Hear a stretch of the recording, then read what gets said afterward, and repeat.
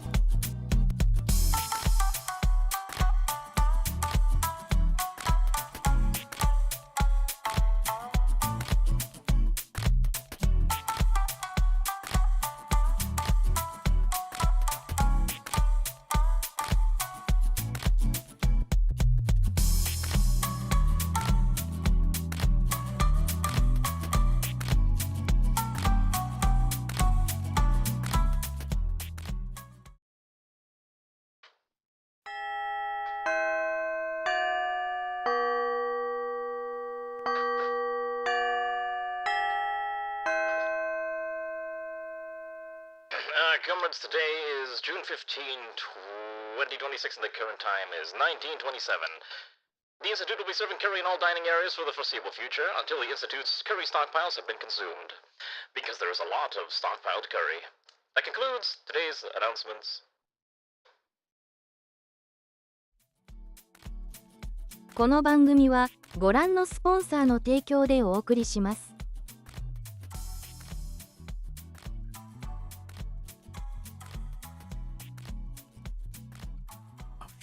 Bloody, what the? Where's the thingy? Hold on, where'd the game go? Oh, wait, there it is. All right, I am a professional streamer. Hello, comrades. How are all of you doing? You might notice the game is muted. I'm gonna fix that in a second here. I'm sorry I had to start late. I was busy trying to finish making a pot of curry that I was tasked with finishing up, but unfortunately the curry didn't end up being too well, so I ate some of it, but it ended up being more like a beef stew rather than a curry. Japanese curry, and I'm a little disappointed. Just too much liquid, not enough roux is kind of the main problem. Anyways, how are all of you doing, comrades? How have you been? You'll make me listen to Miku Teto one day. I mean, maybe one day. I used to listen to some of them. I'll talk about a little bit of Miku Teto stuff that I was hearing the other day that was a little janky. But anyways, how are all of you? Hello, Riston and Havel and Sun and Umi and Goldenrod. Thanks, Goldenrod, for that 23-month resub, and Infidave and Funbound, and Ray's probably hanging around somewhere. And also Normar, who's on the YouTube side, who apparently reassigned themselves to Enquesta. I'm a little, like, really warm right now, so if I ever sound like I'm cooking alive, it might be because I actually am cooking alive, but that's a whole different problem. Anyways, how are all of you doing? We're playing Rimworld today. Isn't that crazy? Also, I'm sure you saw the thing that I posted on Discord. I am taking tomorrow off, which is a fairly rare thing. I normally don't take random days off from streaming, but especially middle of the week, but tomorrow I've decided I'm going to take the day off so that I can more or less I have one of those fancy schmancy credit cards that give you like a fancy schmancy dining credit every now and again, and I need to burn that credit by the end of the month, and so I am going to use it tomorrow and eating at a very fancy sushi restaurant that will make Ray very jealous, and she's mad that I'm not taking her with me, but I'm like, I literally can't take her with me because she's not here, so if that, you know what I mean. So that's my plan. That's why I'm taking tomorrow off. It's also kind of just a day for me to rest and relax, and because normally even on the weekends I'm like super busy and I don't generally get an evening that's just me, if that makes sense. So tomorrow is kind of I just need a day that's me. So again, I apologize for taking tomorrow off, but I'm sure it'll be fine. You still get your Rimworld today, you get your Fire Emblem on Wednesday, and then we get the Vote Decide game on whatever the other day is called, Thursday, and then obviously I'm busy the rest of the week too. Oh no, trust me, yeah, Ray's gonna be really sad about it, and I'm like, I don't know what to do other than be like, it's tragic, yup, Oh yeah, I forgot we killed a bunch of people. I think we were invaded by a bunch of Ratkin, and we have their weapons and whatnot here. Also, Garm is sad, angry, smashing things, which is about what I expected. So we're just gonna let Garm keep doing that for a little bit, and then we'll figure out what we're gonna do. Oh, the bot's not on, is it? Yes, let me turn it on real quick. Oh, there we go. So anyways, yeah, that's kind of the plan for the gaming today, and maybe the rest of the week. I did play a new game today that I am half considering might be worth streaming in the future. I don't know if anyone's heard of this game called Tabletop Tavern. That came out very recently.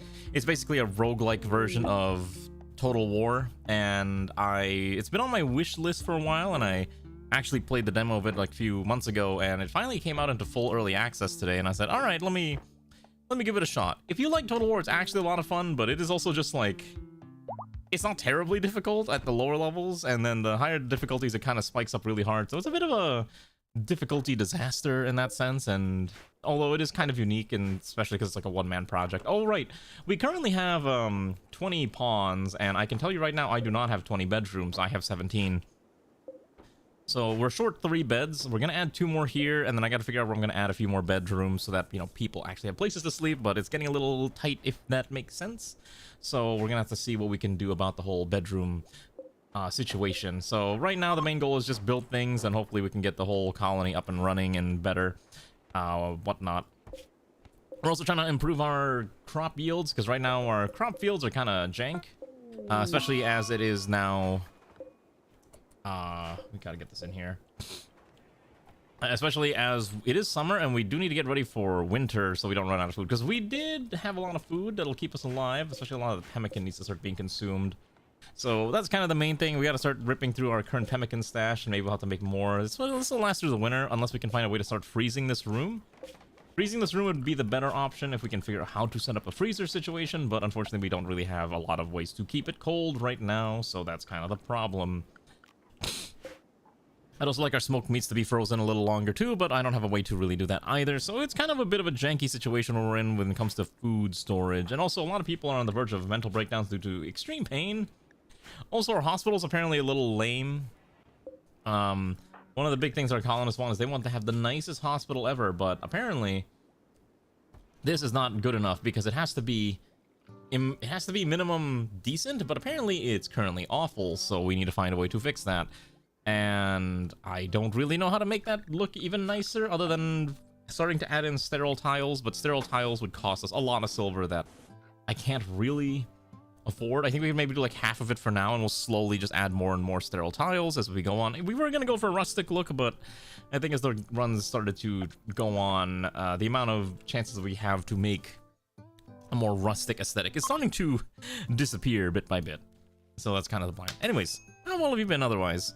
Hopefully you're all doing good and you're not all like me who keep up with a hilarious amount of VTuber drama that keeps happening on a semi-regular basis, because good lord, every time I open up Twitter there seems to be like another big VTuber drama, everyone being smash about something stupid, and it's very dumb. If you know what I'm talking about, you'll know what I'm talking about. It's quite silly. Also, I think we're allowed to use smoked... Okay, we're gonna allow smoked meat here, I think, just so we can start using some of the smoked meat we have available to us. I don't want to use all of it, but I do want to use a good chunk of it so that we don't let it expire. Now, we do have a decent amount of builders, and I think the other thing I want to do is try to sort through our pawns to see who might be qualified to become a knight. I know Xanth became a knight. We currently have 3 knights. 2 use flails, 1 uses a big ol' Ratkin longsword, but I know there's a bunch of other weapons that people have been wanting to see what might be available, so once we get the opportunity to start looking at some of the more fancy options, we'll definitely consider using some of those. And we're gonna move a lot of this into here. This is essentially gonna be our big old production room, and so I want to make this real, like, I want to start moving a lot of these random work benches in there because we kind of need it. It's kind of rough. Yeah, there's always going to be someone who's going to be a dick on social media. If you know what I'm talking about, you know what I'm talking about, because it was like a big kerfuffle right now on social media, like what's happening. I don't know why every time I don't know why I choose to look at social media a lot of the times.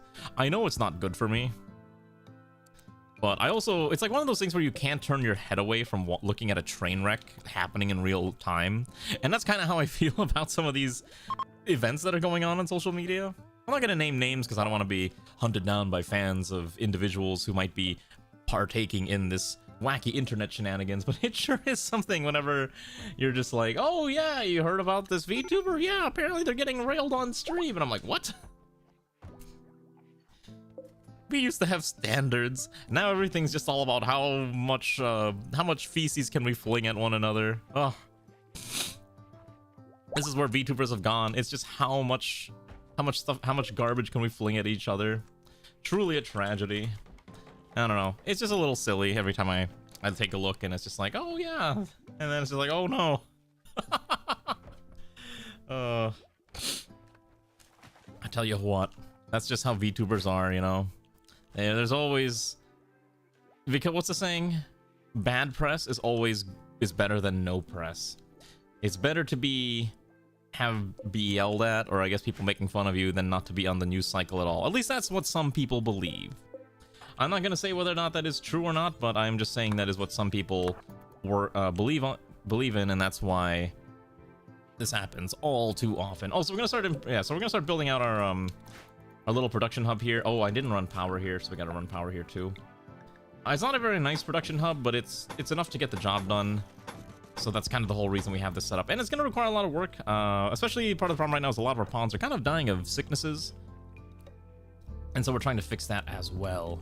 So hopefully this is gonna work out nice and beautifully, and we'll be able to get some lights and other stuff in here. We're gonna start replacing a lot of these torches as well with proper lighting fixtures. Right now our entire colony is powered through the joy of wood-fired generators, because all we know how to do is burn wood, and eventually we'll have to find some other way. Also, we have a lot of tea leaves that we also need to haul in. There's like a lot of things that I don't have space for, and I'm trying to rapidly move things around so we don't lose all the tea that we're going to use to make more tea that our pawns can drink and whatnot. Also, due to the sheer amount of pawns we have, I actually need to expand the dining hall. I might actually convert this room into the dining hall, and I might make this something else. I think I legitimately have to do that. As you might notice, it's gotten... We have a lot of pawns. Also, we now have access to gun lances. Gun lances are melee weapons with the ability to judge wyverns fire. A highly explosive and flammable mixture that catches anything. Oh wait, was it Riston that wanted a dragon or this gun lance? I think so, right? I think Riston wanted a gun lance. Okay. That's not nearly as bad as I thought. That's just like 200 steel and 8 components. That's actually not that bad. Go make one. What bullets does this use? Normal Ratkin Dragon Strike ammo. Comes in high explosive or incendiary varieties. And then it's a question of, can we manufacture the munition that we need for this, which we'll have to find a way to do so at some point anyways. We're gonna start moving a few more things over here anyways. So we're gonna start moving this I almost said this tailor thing. I don't know why I almost said a different, completely unrelated term. Actually, let's see how we can finagle this a little bit. I would like to move this here, and I want to put the big old cotton stash here, and that should be fine. But anyways, yeah, we're gonna make this look really nice and pretty and all that jazz. Our pawns are just very busy, and there's like a bajillion things that need to be done, so they're all very, very busy with all the stuff that they need to do. We make it work though. We'll make it work. As you can see, we're at least getting our this section built out. Can you dismantle this wall real quick and then finish building this wall before you go to sleep? I wanted to finish building all this out just so we have the walls set up and we can at least seal off the weather. You don't get to finish until you're done. Everything must be done. Anyways, like I said, tomorrow no stream, and then we'll still have stream on Thursday, and yeah, and then we should be fine. Because tomorrow I'm gonna eat some nice sushi, and then Ray can be jealous that I'm eating nice food without her because she's not here physically next to me, and that's her fault. It's not really her fault. Although if I don't say that, she's probably gonna kill me. Also, my nose is like really sniffly. I apologize. I think allergy season is upon us, and that usually is a very bad sign. And I'm trying to do my best to avoid dying of allergies. Unfortunately, I can't really do much about it. Oh my god. Let's get this done. So, the goal is to set up our defenses, because we've kind of not done defensive building in a while, and you might have noticed there's a lot of sections of the colony that are very, very exposed, which is my fault, and so I'm trying to slowly fix it from being fully exposed by adding more walls to everything. And also, I just realized I may have built over a steam geyser that is very awkward, and I may need to just cheat that steam geyser to move up just a little bit north so that it's not in the way. Main goal is to fix our hospital, because everyone's suffering a mood penalty because the hospital's not pretty, I think, is the main problem. And also, it's getting too hot. I just realized, for example, this room is 64 degrees.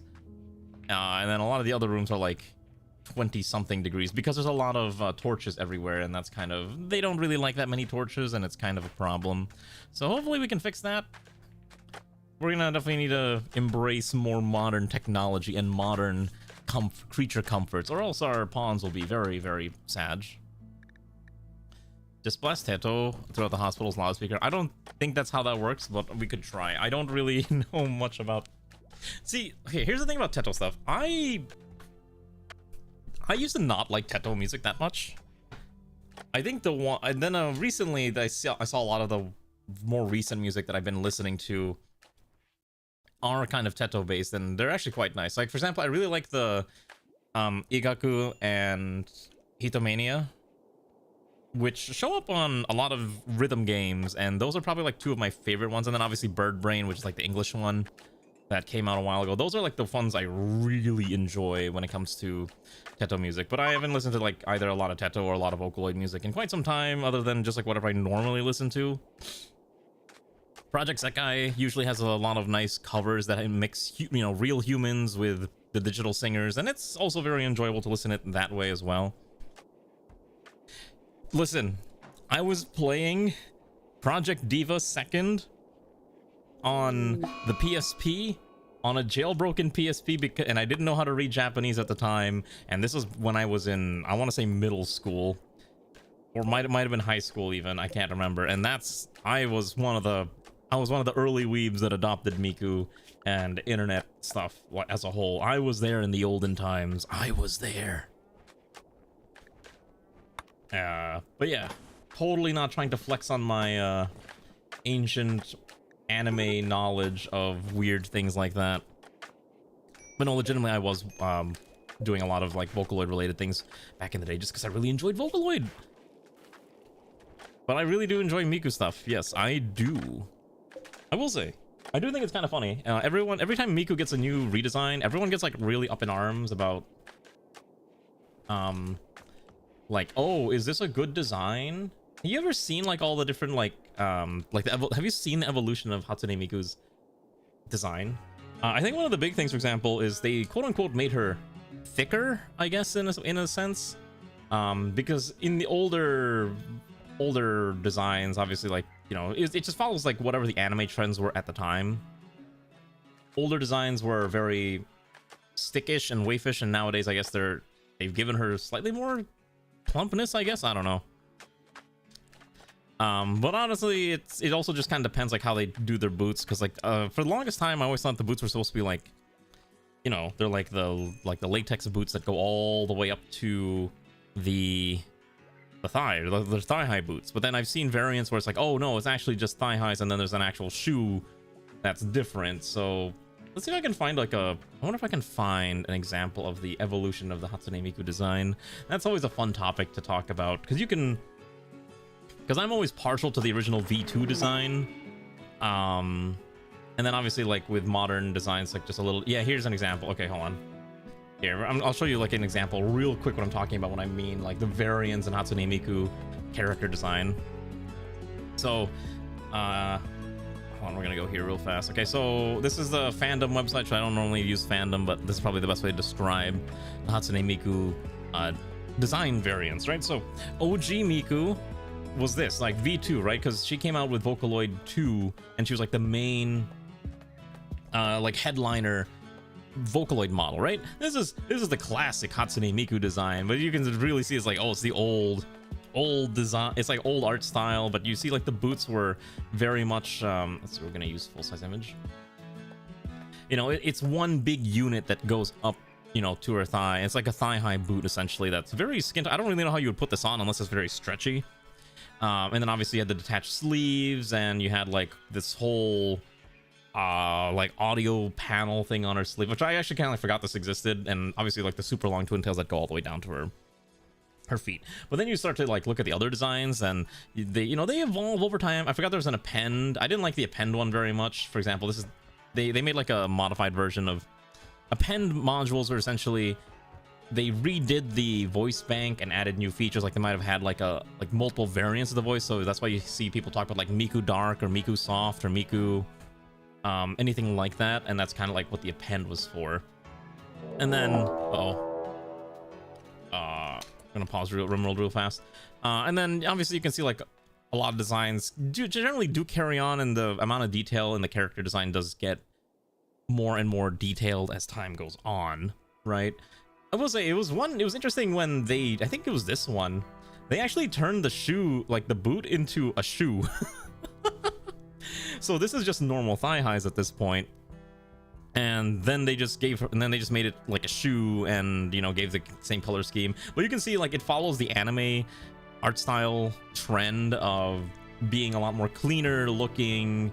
I don't know what the right word is for this type of art style shift, but it's more what's the word I'm thinking of? Very, what's the word? Not line arty. I don't know. It's very cleaner in terms of like thinner lines and brighter colors and a lot less cell shade. I think is the word people like to use a lot nowadays. Yeah, it's a lot of flat colors. I think cell shade is what people like to describe it. Also, hello Xanth.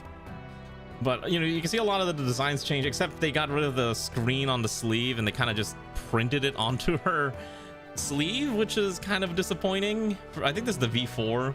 I do think it's kind of funny if you look at, people love to put a lot of details into these things. Like if you take a look, you can see that like it's not exactly XLR, but you can see like audio cable inputs and, you know, screws that you would find on like a what do you call it, like a audio mixer type of deal.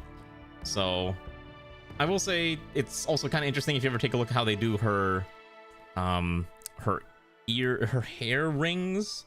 It's kind of changed in different times. Like obviously here's like the classic square. It kind of just floats there. I think it doesn't really attach to anything. And here it's just straight up floating. And then obviously nowadays you have like yeah, even on the V4 X standard one, you can also see like, oh, it's kind of just shoes, although this one's a little different. This one might actually just be boots. And then now you have like V6, which is the current design, and yeah, they just said, all right, it's just completely separate from her. The boots and socks are two separate items instead of just being one unified item. And that's kind of how Hatsune Miku's design has evolved over time. You can really tell like this, like the thing is too, okay, I think they actually are consistent about it. Yeah. So anyways, Hatsune Miku stuff, telling you what. All right, let's go back to playing the game. We're being raided by a bunch of mechanoids, and they will prepare for a while then attack, and they've got centurions, and I don't want to deal with that. I don't know how we're going to deal with this. Also, that's a meteor full of marble. I don't know how I'm actually going to fight this. Do we have weapons to hold them off? How far can the ballistas shoot? The problem is that they actually have a lot, and the pikemen are really annoying. I don't know. I'm going to say real quick in case I don't have a solution to this problem. So anyways, yeah, who's your favorite Vocaloid? You know what's funny? I actually used to be a really big Rin and Gumi fan. I think were the other Vocaloids I really enjoyed way back in the day. I don't think they're nearly as popular today, but when I was into Vocaloid stuff, they were probably some of my favorite ones. But I'm not sure if those two are ever really discussed about nowadays, because obviously time has moved on and nowadays they're not as popular compared to some of the more, you know, I think Miku just has perpetual staying power and was a huge icon of, you know, Vocaloid in the time period.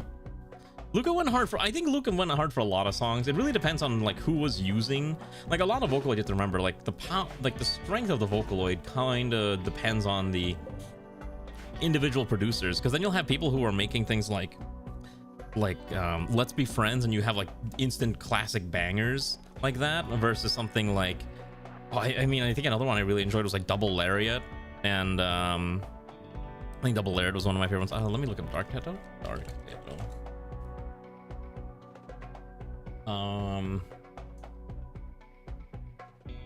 Let me see here.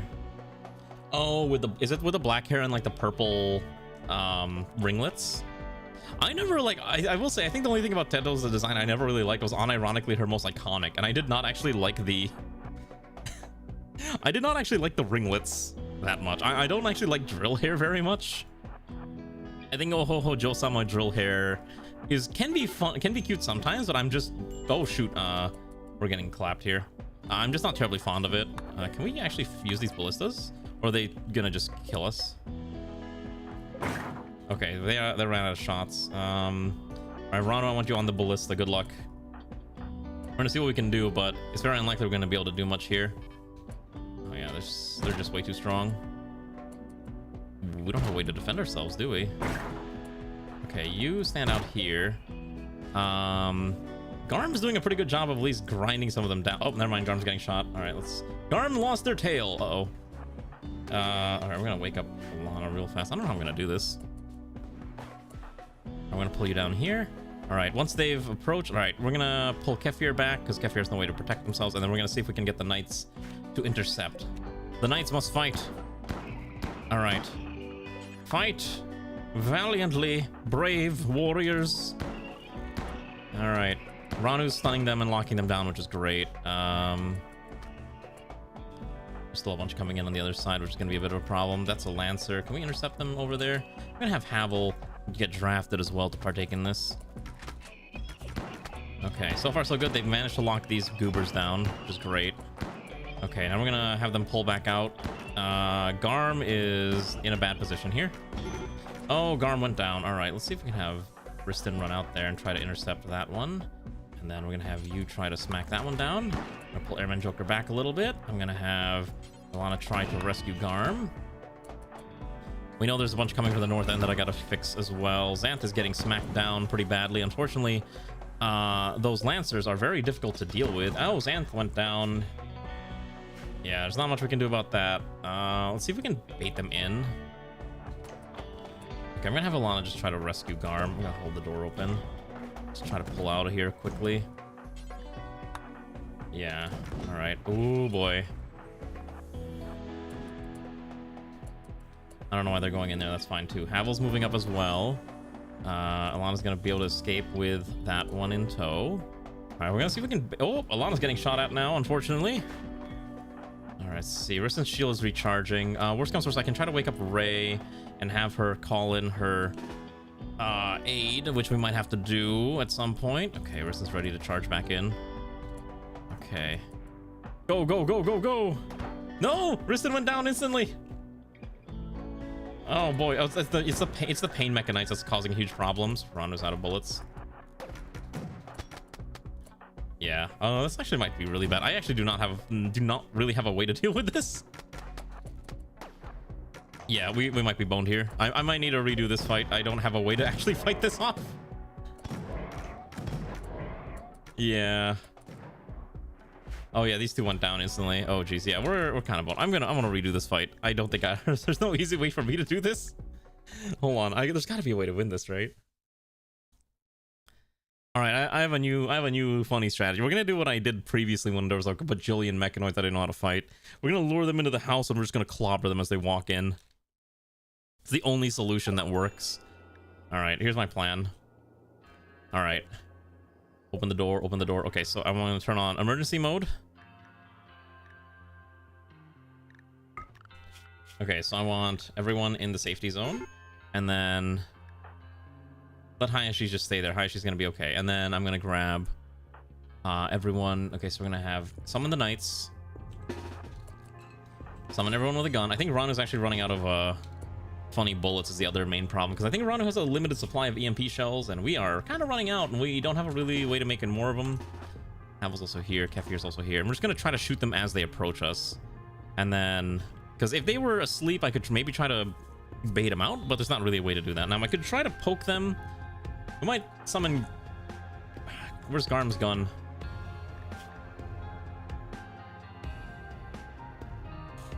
What's Garm using? What is this thing? Ratkin sniper.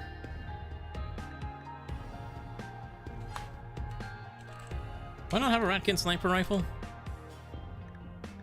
Oh my god, why is it all the way there? Alright, I need Garm to quickly grab their gun. And then that'll at least give Garm another weapon, and we can use Garm to help fight this off. I'm gonna pull out some of the dedicated fighters out here. Make sure you eat so you're at least ready to rumble. Let's get Garm over here as well. They can at least try to shoot as they approach. We'll just kind of have to let Hayashi stay there for a bit, and hopefully Hayashi doesn't explode into a million tiny pieces as we try to fend this off. How did I turn on the fertility? How do I get rid of that? Okay, there we go. Okay. The problem is, I don't really know how... So Centurions don't really hit you. My biggest concern is the fact that there are 5 Lancers, 4 Lancers, 2 Pikemen, and a Centurions. The Scythers are kind of whatever. It's everything else that I'm very concerned about, because it's very hard for me to actually fight a lot of that off. Alright, so we're going to have these guys go here. And then Havel's also here to assist. And we're gonna have these two just try to shoot as they approach and try to knock them out. And if we worst comes to worst, we're gonna fall back inside. Thankfully, Garm is a sniper and is able to at least poke from afar. Whatever we can do. All right, we're missing the shots. Good to know. Okay, good to know. We haven't hit a target. We hit once. All right, we're gonna pull inside now. Get inside, Drunken Wayfarer, unless you want to die. Oh, he's down. All right. All right, we're gonna. Oh, they're trying to destroy the well. All right, we're also gonna wake up Alana real fast in case I need an emergency healer. Okay. All right, intercept. Perfect. All right, now that they're in here, we're gonna start clobbering them. They can't survive fighting through the corridor, which is the funniest thing ever. Especially the small ones just kind of die instantly. If they want to go destroy our random, you know, facilities, whatever, we can always rebuild them. And we're gonna pull inside. I don't want that happening. I want them to walk in here if they want to fight us. Yeah, this strategy seems to work pretty well, which is the dumbest thing ever. Yeah, because then the Lancers are just like, oh, I don't know what to do. I gotta go in there and fight. And then the Lancer explodes. Okay. Don't worry, Vristan. We're gonna get you a really cool weapon soon. All right, we gotta wait for the pikeman now. Okay, as soon as that pikeman walks in, it's clobbering time. Oh, shoot. Oh, they destroyed Alana's bed. I forgot there's a Lancer up there. It's just kind of ripping through that house. Okay. I guess that thing's just gonna destroy Alana's bedroom. We'll worry about that later. He's got 19 hours, he'll be fine. Alright. Oh, they do have weapons. What do they actually use? I forgot they actually... Wait, they have weapons. Charger blaster turrets. Oh, that's kind of nasty, isn't it? Oh my gosh. All right, yeah, that's really bad. Just instantly got goobered. Why don't we have you run away? All right, start smashing. Just start smashing. Okay, no. You start smashing. You see if we can have you carry and get out of here. Just let these two just do it. These two just need to do their job and try to lock these down. People's just getting smacked. Okay, you pull back here. I'm gonna have Havel just... Havel's not really much of a fighter, but I need someone to go in there and help assist. Okay, Z opposer's down. Okay, I'm gonna have you quickly run in there and try to carry, and I'm gonna have you quickly tend over here. Oh, these things are really durable. Ranu is out of bullets. Okay. If we go inside and start shooting from the inside, we might be okay. So you go here. Garm's ready to start blasting, whatever we can do. Can't fire at it, I guess. Bayonet charge? No? Okay, it's just these two. Just they have to do what they can. Okay, I got it.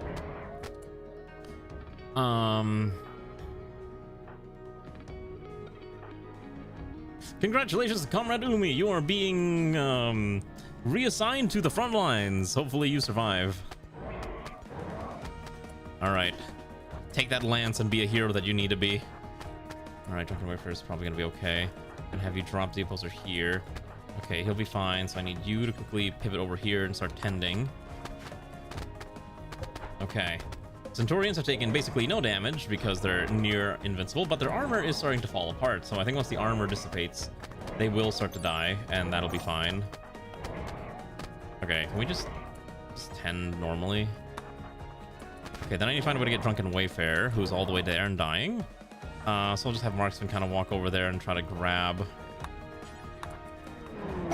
That should be fine. Do you have any ibuprofen? You got a headache? Do you actually have a headache?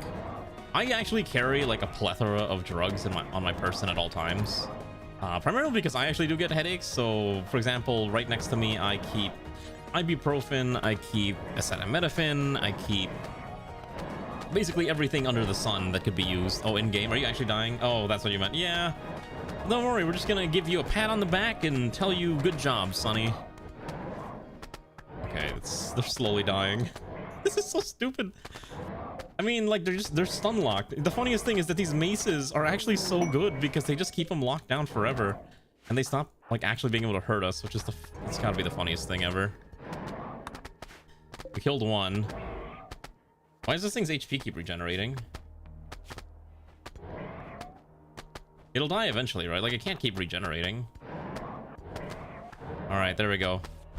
We got a four-way, we got a four-way thing going on over here. We're gonna have these guys pull out on this side. We might be able to shoot it from the exterior. No. Oh, okay. Oh, yeah, perfect. Okay. Should be able to shoot it now. There we go. Perfect. Okay.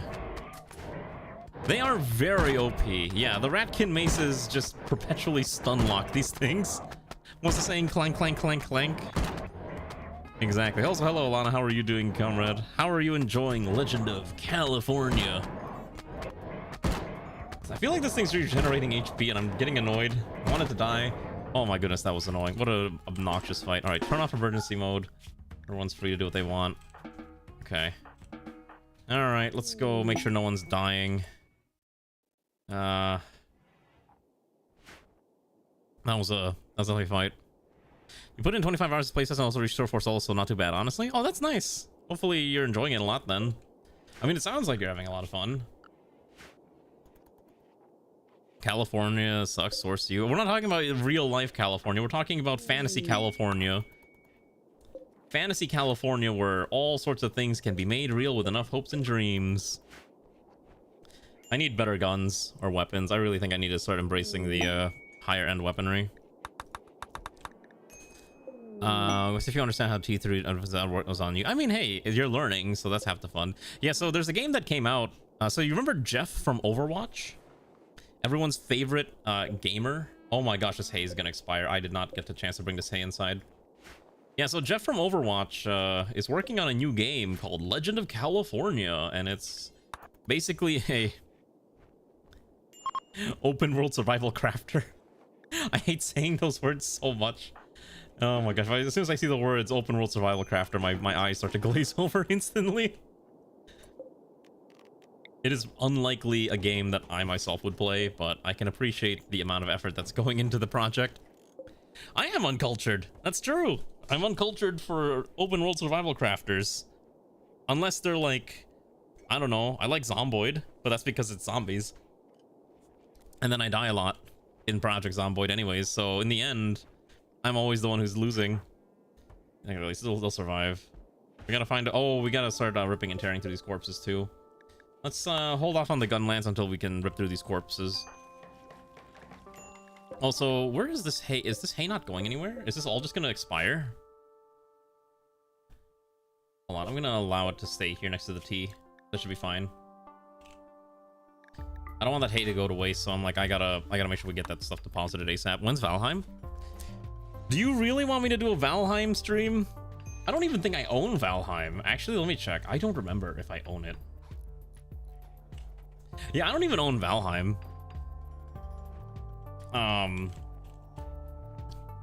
So there's basically zero chance of doing a Valheim stream. Oh my god, you gotta be kidding me. This bluebird is angry. Yeah, that bluebird ain't gonna survive. If you want, we could do a Palworld community server for a little bit, because Palworld is coming out soon. Isn't that what all the people are into nowadays? Palworld is a hot new thing, because haha, it's Pokemon with guns. I hear that's really cool, and that's what all the kids are into nowadays. Wow. Also, where is Comrade Immortal? Immortal, I need you to do things for me. I need you to go here and just start shredding the mechanoids. Thank you very much. Trust me, every pawn's in pain right now. There's no one who's not in pain. It's just pain everywhere at the moment. Video games are just disappointing. You might be done gaming for the first year. What are you gonna do instead of gaming? Are you gonna embrace creative pursuits instead? That'd be kind of sick. If that's something you're planning on doing. I saw something. Every day, I am so glad that I did not end up in the gaming industry, because I have been reading some very concerning things as of late, where it's like, oh yeah, so anyways, in the gaming industry today, they are apparently for Microsoft, what I've heard is that they are planning on shuttering up to like 3 or 4 studios, including ones like id Software. And let me see what my friend said, because he's like a lot more in tune with the gaming industry news, and it's pretty nasty, like what they're supposedly doing. Let's see. Yeah, here we go. So apparently on the chopping block is Compulsion Games, Ninja Theory, Arcane, Double Fine, and id Software. And that is kind of messed up. I think one of those is also like the Doom studio. Despite Doom making a decent amount of money. You want to know why though, right? Because it's all about turning everything into AI. Why should we pay for video games when we can just make people buy AI things? Yeah, it's all about Arcane Studios made I want to say they're responsible for some of the Batman games, but I'm not 100% sure. Let me double check.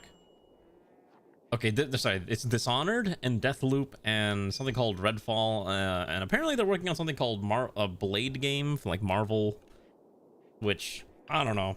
Every time I see a superhero game, I'm just kind of like whatever. I know some of my friends are like really excited for the what's that one game called, Wolverine game, and I looked at it, I'm just like, this just looks kind of okay. Open world, whatever, adventure games, whatever, you know, that's kind of how I feel sometimes about this stuff. Feel bad saying it, but it's kind of true. Part of it is that games have not been doing well, and part of the industry is shrinking back down to pre-COVID size, amount of money expansions up to lockdowns correcting. I mean, yeah, that's also the other big thing too. Like, that's like, whenever I see news about Microsoft and how much they are burning money essentially in the video Xbox division, I can't help but think, how much debt did they actually, like, think about how much debt they had to take on to purchase ActiBliz. Because wasn't it like some $70 billion or something like that? I could have sworn it was some ludicrous amount. No, there's no way they're shutting down Xbox. I think what it is specifically said about Xbox is that they plan on spinning Xbox off into its own, either its own corporation or its own like subsidiary, or restructuring it in such a way that it's not directly under Microsoft, like the whole overall banner of Microsoft. I think is what the plan was. You know, your team just got a post for 2 more headcount despite our plan to studio not including additional headcount. The studio's doing well, continue to do so well. That's actually pretty nice. Wait,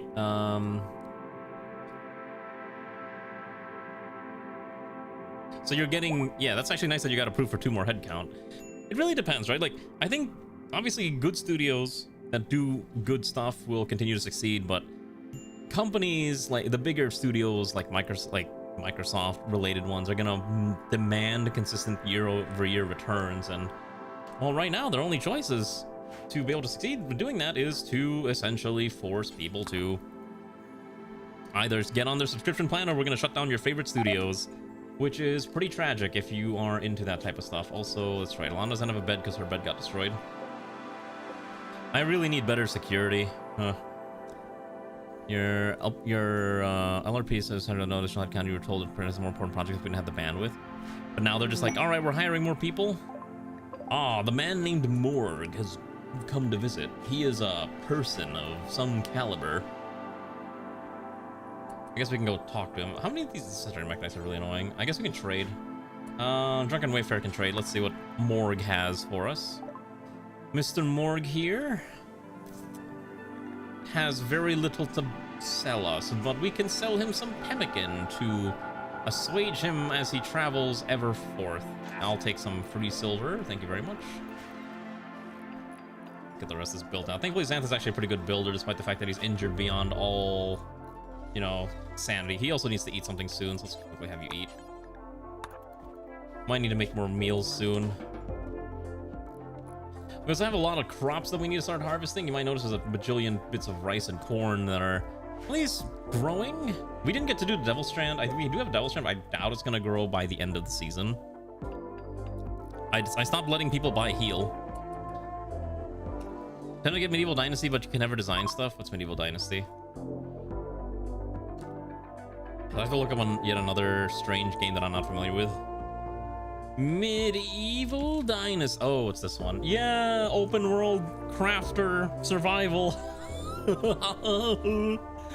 I see those words. Once again, my eyes glaze over at the thought of having to play that. And 7 people got gut worms, because of course they did. Great. All right, well, hopefully those people with gut worms will survive. They probably won't.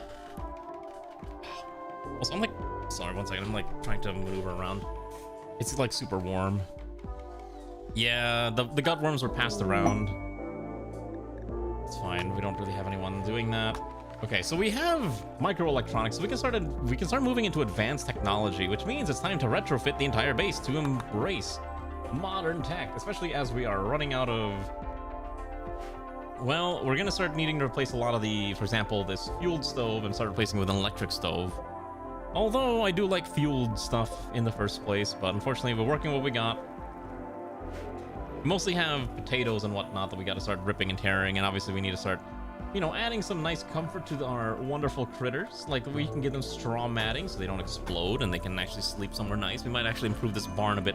We actually have too many animals. The only thing that's keeping us alive is the fact that we have so much nutrition stockpiled that we're not gonna worry about them going hungry for quite some time. But we gotta start upgrading our weapons. I think that's one thing we've kind of been ignoring. It's time for a large upgrade to the armory. So first and foremost, why don't we get this gun lance up and running? I think it's time that we built a nice, cool gun lance. And obviously the rest of our production hub needs to have more stuff in it, so we're just gonna add a smelter. I think we can start adding electric stuff too. Yeah, let's add an electric smelter here. And that should be fine. And then we're gonna start adding more stuff. I don't really know what the correct way to design a production hub is, so basically I'm just gonna dump everything in there and just call it a day. Also, wow, the game is starting to get laggy. We're down to like 145 TPS now. That is pretty bad. Let's start killing the wildlife. Do we really need this many rabbits on the map? No. Do we really need this many sparrows and squirrels? No. Do we really need this many swans? Oh, swans have a very high chance to just attack you, huh? Maybe we don't kill the swans. Maybe we let them live. We might need to start auto-slaughtering neutralopes. I think I want no more than 6 neutralopes. And that should be fine. And then obviously Bashi has to stay alive because we're not allowed to kill Bashi. Like the one that's just replaced with flags. Does she just sing anthems with her drills replaced with flags? Does Teto become Filipino and start singing the Filipino national anthem? That would be really funny, actually. If I ever heard a Vocaloid singing something silly like that, I would just probably crack up. Just listening to that, like listening to Teto going, God, I don't even know how it goes.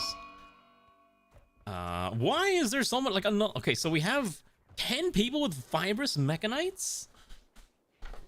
There's no winning. It's like everyone's either got worms, or they have sensory mechanites, or they have this other mechanite. It's so many mechanites. Why? Oh my goodness. Actually insane. There's just no peace. There's only just more and more suffering. All right, well. Teto blowing up in 2026 is not on your bingo card. I don't know what it is, but for whatever reason, they've turned Teto into, I guess, the mascot for millennials. Like, she's essentially like the millennial Vocaloid mascot, to the point where she's now being called 30 years old. And she's like a 30-year-old child or something like that, which I think is just kind of how maybe some modern millennials, like younger millennials, kind of feel they are. And she's quote-unquote relatable by being awkward and whatnot. She's always been 31. Has she always actually been? Wait, is that actually her canonical age? Wait, what? Really? Okay, what does chimera years mean? I don't understand. She's actually... Wait, the Vocaloid wiki actually calls her 31? That's so funny. Wait, what? Really? What does it mean? What does gender chimera mean? Her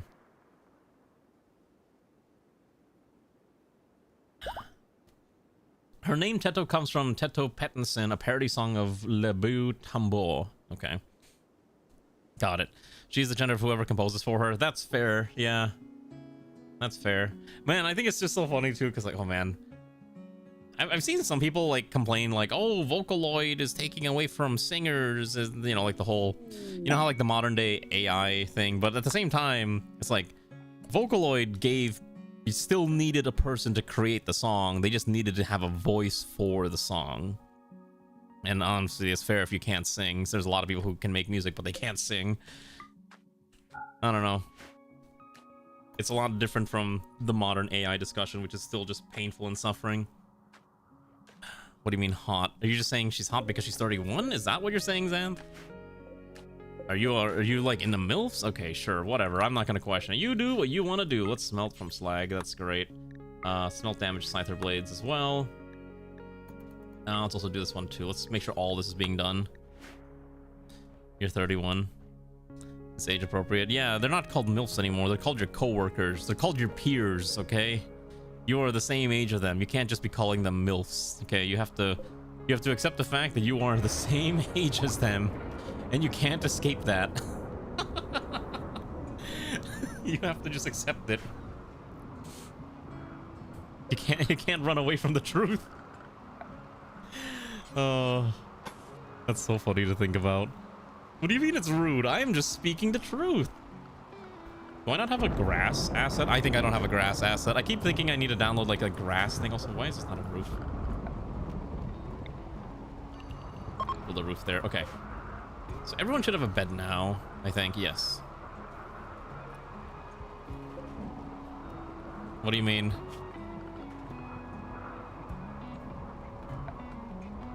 I don't know.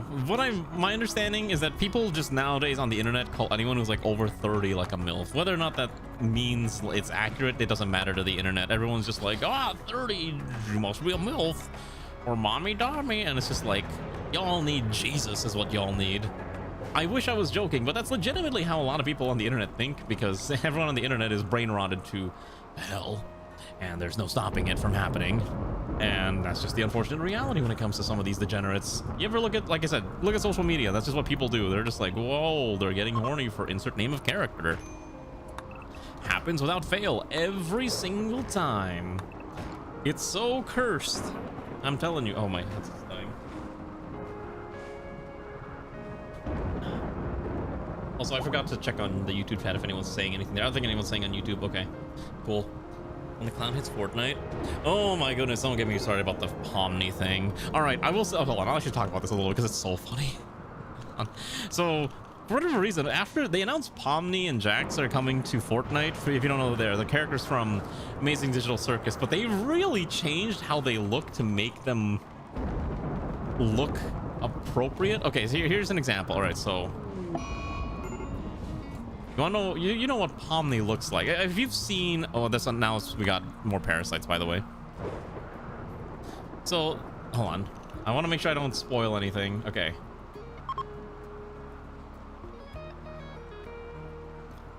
All right. This is what Pomni looks like in The Amazing Digital Circus. She's supposed to look like a jester. She's short. I think in the circus, she's basically like 3 feet tall, maybe 4 feet tall, something along those lines. But because in Fortnite all the characters have to basically stand at approximately the same height for, you know, because they have to, right? They have to in order to make all the animations work for every single character.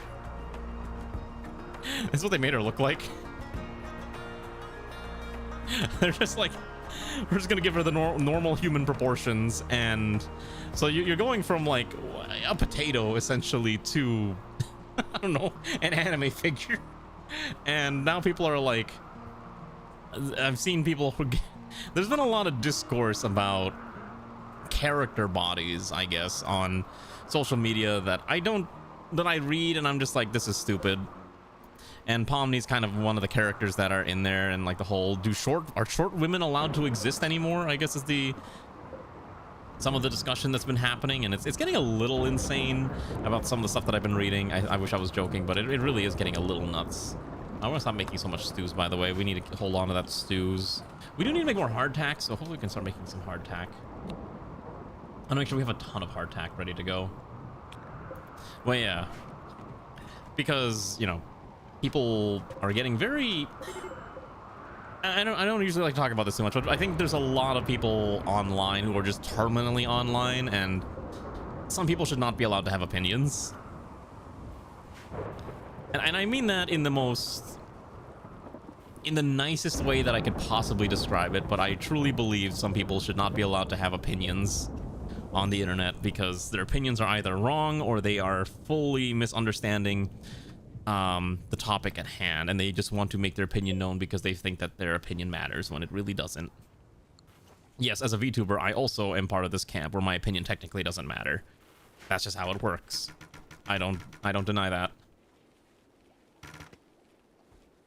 But yeah, there's a lot of people who are just like, oh, if you look a certain way, you're not allowed to do X, Y, or Z, and it's just like, please stop talking. Because people do look like that in real life sometimes. If you want an example, if you want an example without me having to go into it too deep, I would recommend just looking up the discourse around the new Stellar Blade game. Like, there's a new character design who's like the primary character of that game, and some people were getting very up in arms about like how she's too, you know, youthful, I guess. And I'm just like, people look like this in real life. Like, that's not even a joke. People just look like that. Yes, we should bring back bullying. What's the saying? Gatekeeping? Gatekeeping is a...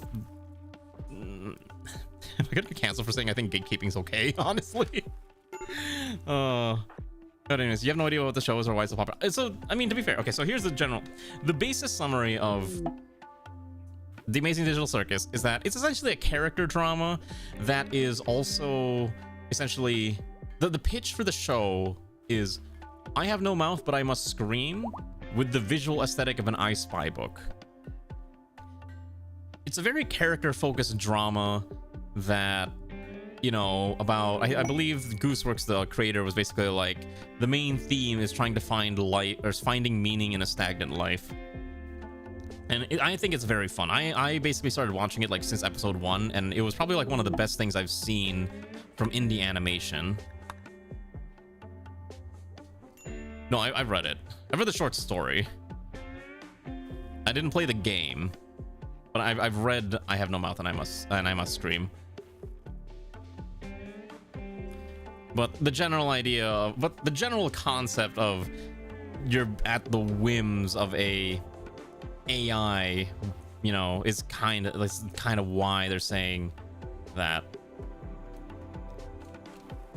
I think, okay, to be fair, I Have No Mouth and I Must Scream is not a very long read. It's very short, like the original short story. It's only like, I don't know how to describe it. Like, you can read it in about like 15 minutes, probably. But the story was really expanded in the video game that came out. Now, I haven't played the video game, but I have seen clips of it and seen some of the story beats of the game. But if you're just trying to read the short story, you can find it online very quick. I haven't played, no interest in the game. I don't think most people have the stomach to even play it just because it takes so dang long. It's basically it's a visual novel, essentially, just a Western visual novel. And a lot of the story beats are also just like really grim and all that jazz. Oh, hey, we got Prometheum. Okay, I forgot we had guests. Also, one of them is Lana's mother, who apparently was staying here and we didn't realize it. Let's see. Oh yeah, Lana's mother and Airman Joker's grandmother. Lynx is here, who's 63. Wiping out all of humans except for the last few humans and torture out his fight. I mean, listen, I don't want to spoil Amazing Digital Circus, but the idea of a bunch of humans being trapped with an AI that kind of... It's not so much torturing them as it is trying to entertain them. But trying to do its function, I guess, is the best way to describe it. And that's kind of the vibe. Reminds you of 9. Oh my god, I forgot about that. I forgot 9. 9 was a... I watched 9 when it came out. I thought 9 was a pretty good movie. It's a shame that it never got more content. It was basically a one and done, and it just never got anything else. I could have sworn I remember reading somewhere that they were supposed to do a sequel for 9, and then they just never did. I thought it was interesting because it was such a dark animated picture for kids. 'Cause I think it was like rated PG, right? And it was just like, yeah, people like these dolls are losing their souls. Yeah. Also, I remember like Elijah Wood was in it, and that's like kind of like the only actor I remember was in that thing. So, yeah. I don't know. I would say if you really just give the first episode. Just give the pilot of Amazing Digital Circus a shot if you have mild interest in it, and if you like it, then you like it. If not, then it's not for you. Like, I talked to Ray about it, and she doesn't care at all about Amazing Digital Circus. She says she'd be interested if it wasn't 3D animation, but I thought it was kind of nice, and so I enjoyed it a lot. But I'd say just give it a shot if you're vaguely interested, and if you're not interested, then so be it. That's all. That's fine too. You know, people can like different things, and that's fine. It's broiling in your room. Oh, trust me, don't worry. I'm cooking alive too. I understand. I am also being cooked alive in the current weather. Oh my gosh, it's so dirty in here. Look at Airman Joker trying to clean the room as best as possible. Clean the entire rec room. Clean this poor man. This whole room must be cleaned. Add some wood floor here too. There were a lot of older anime movies that had pretty dark, seriously dark thumbs before Disney babified animation for decades. Oh yeah, trust me, I'm well aware. Disney animation is painfully baby-ish, I guess is the best way to describe it, which is a little tragic. I think I complained about it last week, but I did complain about a lot of like modern Disney films and how a lot of them just don't really have that same, I guess, feeling that older ones did. And on top of that, a lot of modern Disney films are just remakes or sequels to movies that don't really need a sequel. Like, do we really need a Toy Story 5? Probably not. We didn't even need a Toy Story 6 or 4. Yeah, they don't have the same weight that older ones had, and I think that's a little tragic. But what are you gonna do? That's just how modern Disney is. Like, I'm not even joking. The truly cursed modern Disney offering the live-action remake. Yeah, because there was the Lion King remake, and I only remember I never watched it, and the only reason I know about it is because what's his name voices Zab. What's the bird's name? Zabu? Zazu, I think is what it was. And the only reason like I remember like hearing about the movie was because I was like looking at the actor list, and I'm just like, why is John Oliver voicing Zazu? And I was like, huh, okay, I guess. Oh yeah, and then Seth Rogen is in like everything nowadays too. I forgot about that. That's another thing. Movies will have never had the same weight since before Frozen. I'm trying to like I'm trying to think like how to describe like these different eras. Also, who's cooking and giving everyone food poisoning?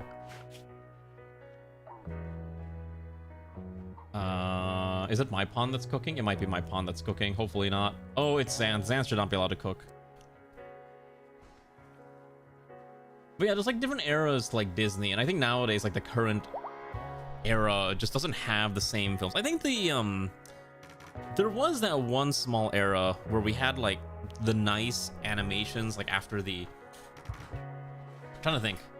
So because you have like the golden, then you had like the silver era, you had bronze era, I think that's what they were called, right? And then the Disney Renaissance is the one I think a lot of us probably grew up with. So that's the time when you had like Little Mermaid, Beauty and the Beast, Aladdin, Lion King, all those, you know, what we call classics. And then you had like the ones that came after that where they're a little more, they're trying to do something a little different. And then I remember like Chicken Little was another one of those things too. Treasure Planet, Lilo and Stitch had one. Oh yeah, no, trust me, I'm well aware that there's super babyfied versions because they can't do the original more dark, because a lot of them are like grim fairy tales that have just been made more, you know, appropriate for children. Well, they chose not to because it's not gonna sell. Yeah, the Americans wanted a happy ending, not a dark ending. Actually, every time I think of Disney stuff, I don't know if anyone, I doubt anyone here really watches Family Guy, but I'm always reminded of this specific scene whenever I think about Disney. They did an entire song. So if you know, if you've ever seen the show, there's a lot of song numbers, musical numbers in that show for some reason, because Seth MacFarlane is a huge fan of, well, musical numbers. And so they basically made a whole brand new Disney-esque song called It's a Wonderful Day for Pie. And I remember watching that scene and I was like, this is probably like actually peak Disney content. Because they did the animation, like it looked like a Disney movie. The character designs looked like a Disney movie. Even the music sounded like a Disney movie, and it was crazy. What was the last Disney film I watched that wasn't Marvel? I'm trying to think. because I don't think I've seen anything. Like I didn't ever watch Soul. I didn't watch Turning Red. I didn't watch the Buzz Lightyear movie. I think Cars, Incredibles, Toy Story were probably like the only ones that I had seen, and after that I didn't care. Never watched Endgame. I think Endgame was fine.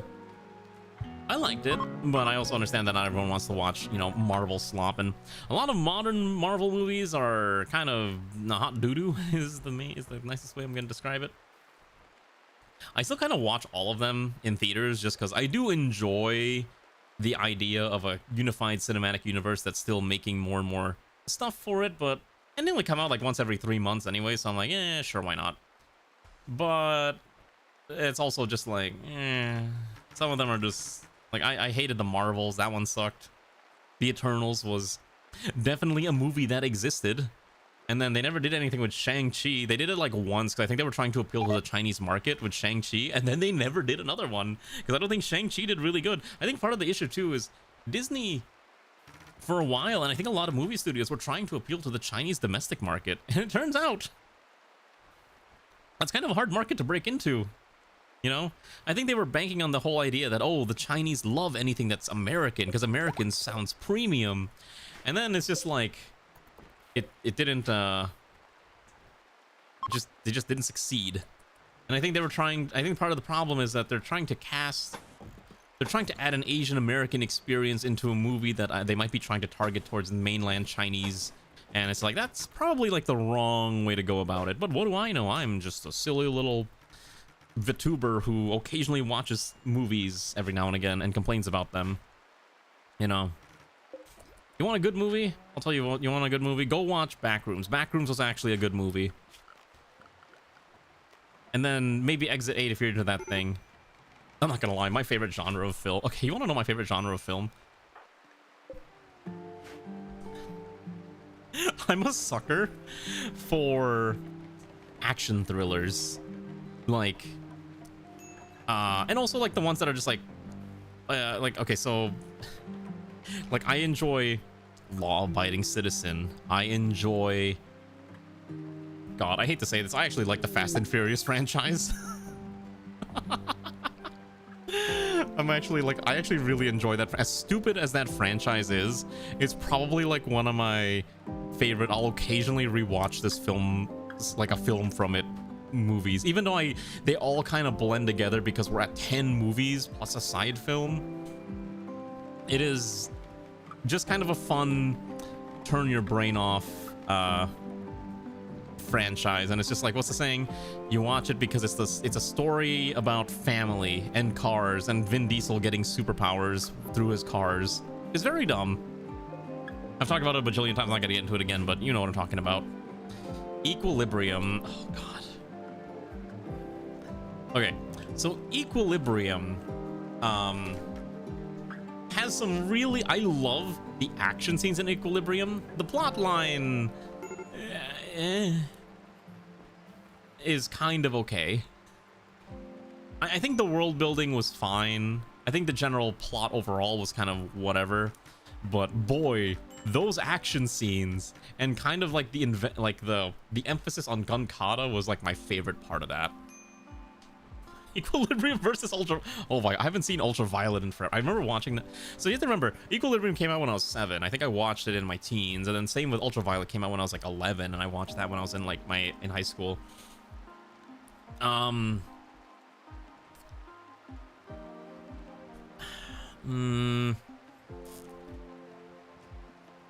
am probably still kind of leaning a little more towards, I think I lean a little bit more towards Equilibrium, honestly. I'm more of an Equilibrium over Ultraviolet person. Although I think it's kind of funny that, like, I think both of them kind of like, didn't they both flop at the box office? But they've kind of found like cult status in the modern age because of, you know, that's just how it, like, has some movies sometimes end up being. Listen, gun kata is probably one of my favorite things ever, and if I had the capability to animate gun kata anything in Blender, I would have learned how to do it. Unfortunately, I don't really know how to use Blender. I wonder, if I really sat down for like just one weekend and just kind of became a hermit, could I teach myself Blender and just like animate something? I wonder if I legitimately could do that. No? Okay, got it. Because I'll probably get distracted. But yeah, I really enjoy Equilibrium. I think Equilibrium is probably like one of my favorite ones that have good action scenes. Where's the art streams? Hey, I put art on the poll a few times and no one's ever voted. So I was actually, okay, so here's the thing. I was actually talking to Suno about this. I was talking to a friend about art stuff the other day, and I kind of came to the conclusion that one of the issues that I ran into with art stuff was I kind of just streaming art, I think, is kind of a mistake for me. Partly because if I stream art, I'm so distracted. If I'm using these chat as interest as an excuse to not do it. I mean, I know that part too. But for me, I think it's also just like when I'm doing art, I'm so distracted trying to do the art, but also trying to do chat and also be entertaining. I think when I'm just kind of in my own zone where I don't have to do anything like it being entertaining, then I can actually succeed at doing stuff like that. But that's kind of the hard thing too, because time is limited. Maybe if I can kind of get to the point where I can start doing art on autopilot, then maybe, but obviously that's still a bit of an excuse. Yes, I know. Also, we need to store more hardtack. I'm gonna make sure we make like a bajillion hardtack units. I'm on 600. I guess should be fine. Not if you played Song of Time backwards. I know you're trying to be funny, but you tried, I guess. But yeah, that's kind of how I feel. Maybe one day I'll get back to art. I mean, how about this? I'll put it on the poll for Thursday. We'll see what happens. If you really want to see art, even though I haven't picked up my pen in a while, maybe we'll try to do more Star Sector portraits type of deal, and we'll see, you know. Oh, speaking of Legend of Zelda, I'm still surprised they're making a remake of Ocarina of Time. I don't know why that's the... They should have just remade Majora's Mask. I hope they redo Majora's Mask. Oh shoot, I don't have a research thing. I really loved Majora's Mask when I was growing up. It's probably like one of my favorites. What are we making here? Whatever this is. More crates, I guess. Chemistry, we can make Nutramine. Oh, we need security. We probably need better weapons. We need firearms.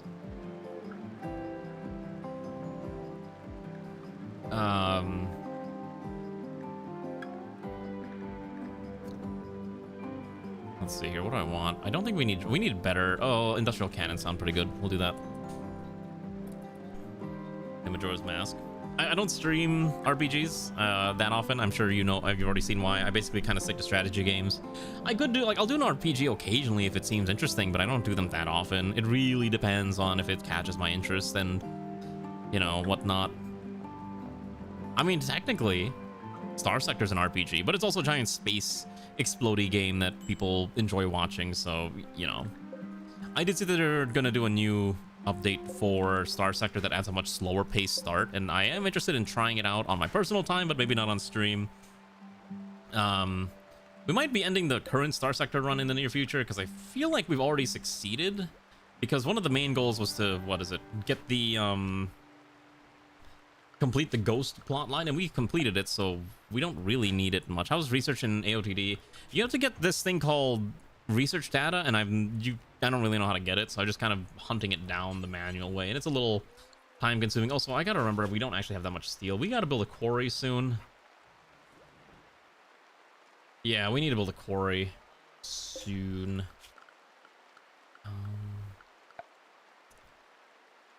Quarries are probably one of the most overpowered things in Rimworld, ain't it? Alright, where are we putting this bad boy?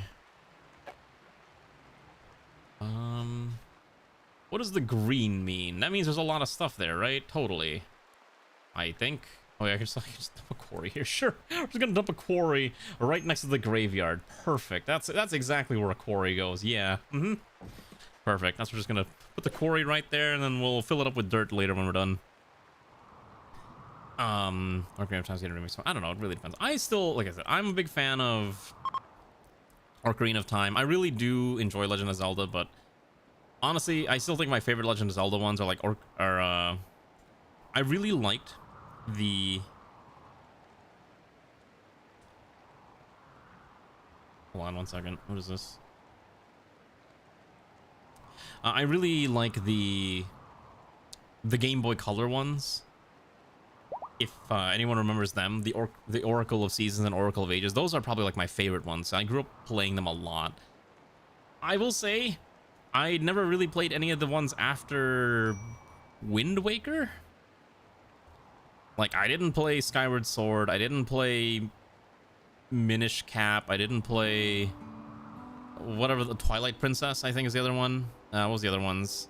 I definitely didn't play Breath of the Wild and Tears of the Kingdom, even though I keep telling myself I will play these one of these days. I just never got around to doing it, and it's unfortunately tragic.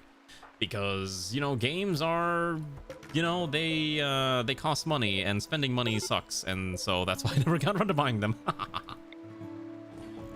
Maybe one day I shall, but for the time being, it is not exactly a priority for me to get my hands on those games. Also, we're gonna start moving these crates over here. Put the steel one on this side. I'm gonna move this wood one probably over here. Actually, I wonder if I should have like I wonder if we should make like this room a dedicated storage hub. We'll just kind of move it for now until I can figure out what I want to ultimately do with some of this stuff. There we go. But yeah, that's kind of my history with Legend of Zelda. I've played a lot of variety of video games back in the day, but obviously it's not the type of thing that maybe everyone else played. Like, I didn't play Halo that much. I didn't really get into Gears of War. I hated playing sports games. Like, I never really got the appeal of playing something like FIFA or Madden or whatever the basketball one was called, NBA or something like that. I just never really understood the appeal of sport games. It's just not my thing. Though, to be fair, I'm really not a person who's into sports in general, so, you know, esports kind of maybe. Apparently, like, the League of Legends World Finals this year is being held in America, and my friend was like, do you want to come watch the World Final? Well, like, not the finals, the play-ins? Because it's in his city, and I'm just like, I could. But I was like, wait, never mind, it's in around the same time I'm going to Japan, so never. Not happening anymore. And you playing the one that I played previously, Esports Champion, or Esports is the new one that came out? I know there's another esports simulator that came out. I think it's called like Esports Manager or something. Is that the one you're talking about, or is it a different one? I know there's like I know there's a bunch of these that came out over the past like recent. Probably not, honestly. Esports Godfather, that's the one that I think that's the one that I own. Yeah, that's the one I own. I remember streaming it like once, and I thought it was kind of a cute little game that had its own very interesting kind of mechanics for, you know, managing like an esports team, but depends how much you care about that type of deal. Also, let's haul this stuff out. I don't want to keep this here. This entire area is getting a little dirty. It's time to kind of clean this up a bit. Let's move this here too. Did I hear? No, I did not. Oh, this is why gambling's a problem. What do you mean he bet $1 million? Okay, wait, let me look this up real fast. What do you mean, Guild 3? Or is there a different game called Guild?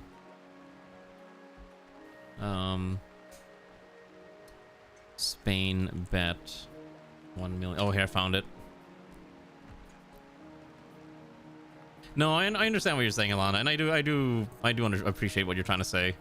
It's one of those things where I just need to be able to sit down and focus. Honestly, I might have ADD and I just never bothered getting it tested.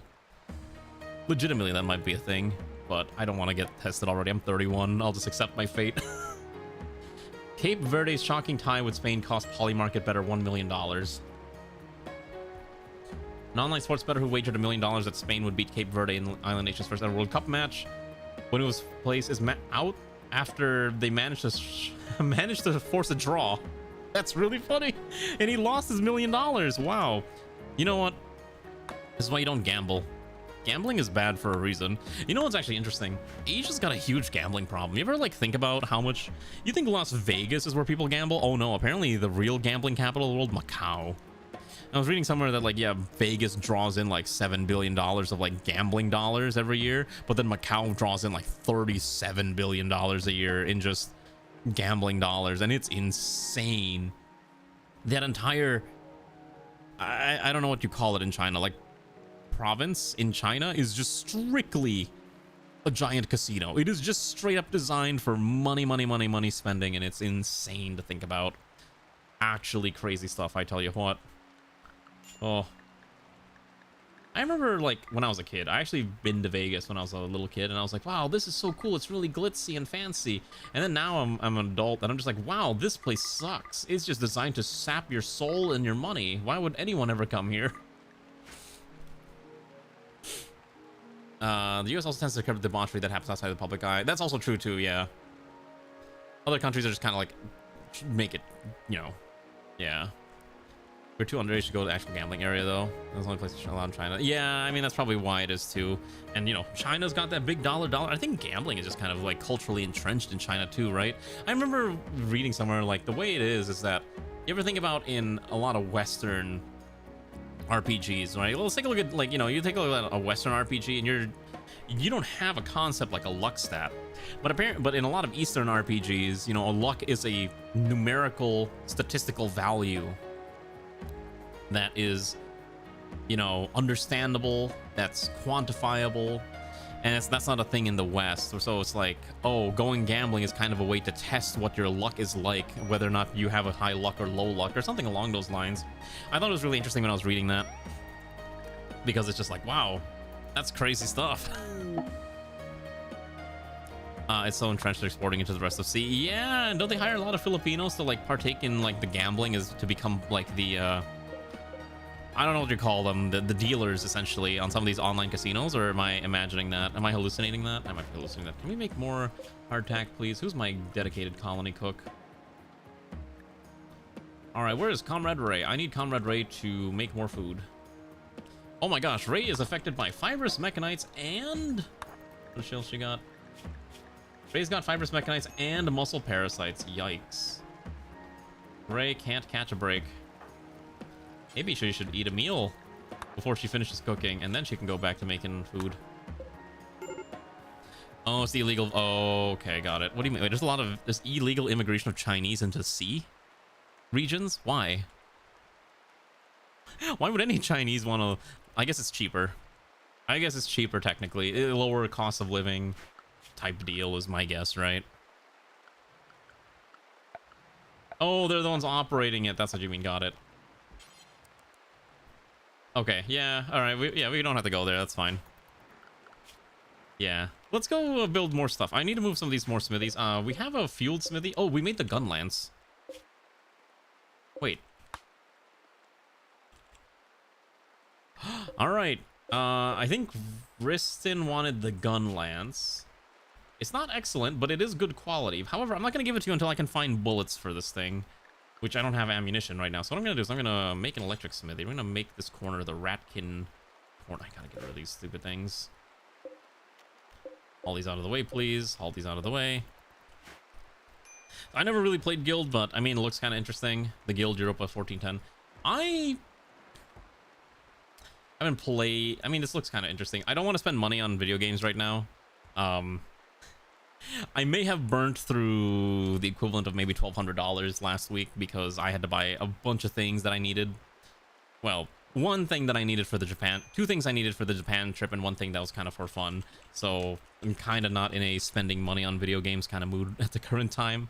I did purchase Tabletop Tactics, and that's... or Tabletop Tavern, that's basically the only one I'm going to buy right now. It's the What If We Made Total War a roguelike game, and that has been kind of interesting and fun to play, but beyond that, I am... I bought a new lens, okay? I have been... the lens I was looking at for the past couple of months has started going up in price recently.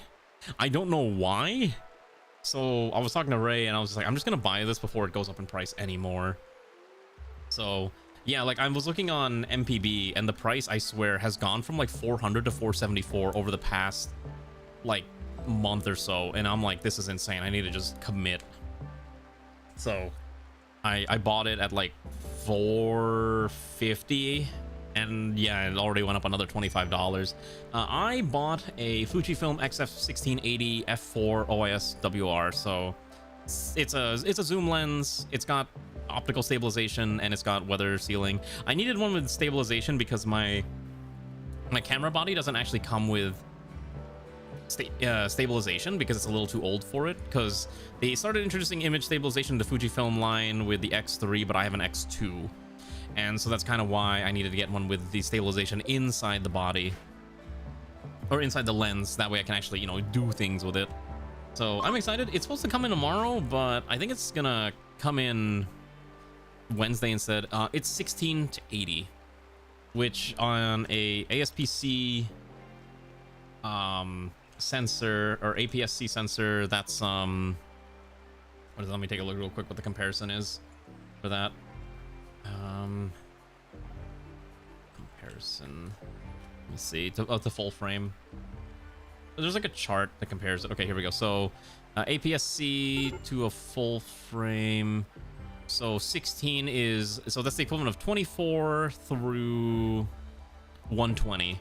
So it's a very wide gamut. And the reason I wanted this one was because I wanted to have like, I wanted to have a lot of like, I can zoom in if I really want, or I have like the ability to go wide for like landscape shots. Because when I go to Japan, I don't really want to carry 3 different lenses.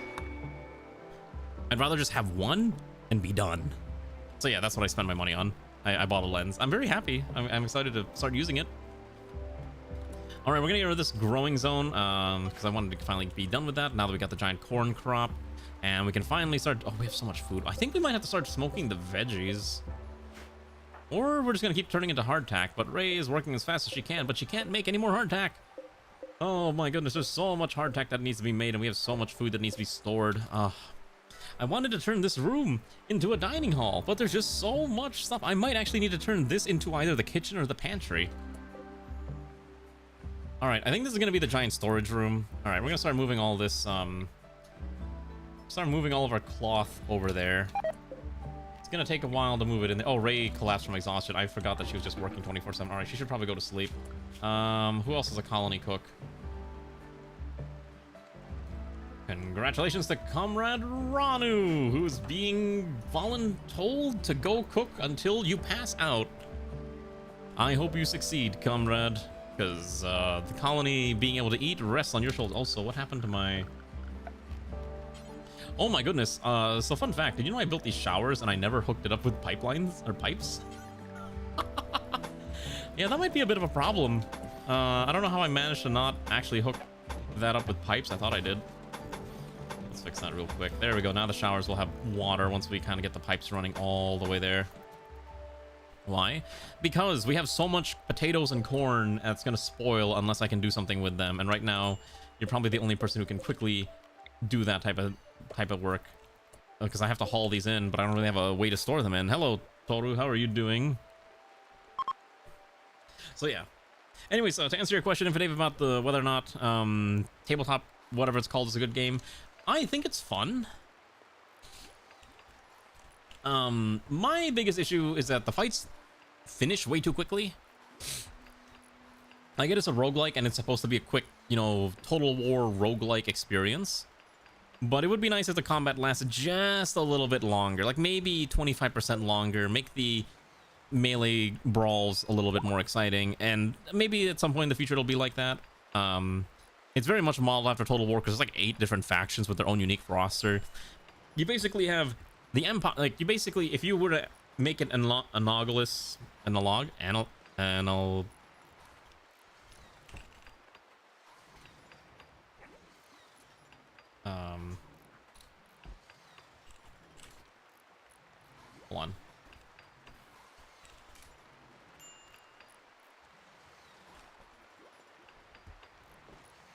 Analogous. Okay, analogous to Total War Warhammer. You basically have the Empire, you got the dwarves, you got the elves, you got the lizardmen, you got the greenskins, you got a bunch of other ones. They're all in there. You got like a Japanese Empire. You've got you got vampires. There's no magic in the game right now, and not really any flying units. Maybe in the future they will. Hello, Randomish. We are developing our upgraded production hub, so it's gonna take a little bit, but we're getting there. But yeah. Also, wow, more people got gut worms. Look at that. Look at all those gut worms for everyone. Oh wait, Hayashi died. Wait, what? Wait, what? When did you die? Of what? Oh shoot, you had a brain injury. I didn't realize you had a permanent brain injury. Oh shoot. Alright, well, Hayashi's the second death in the colony.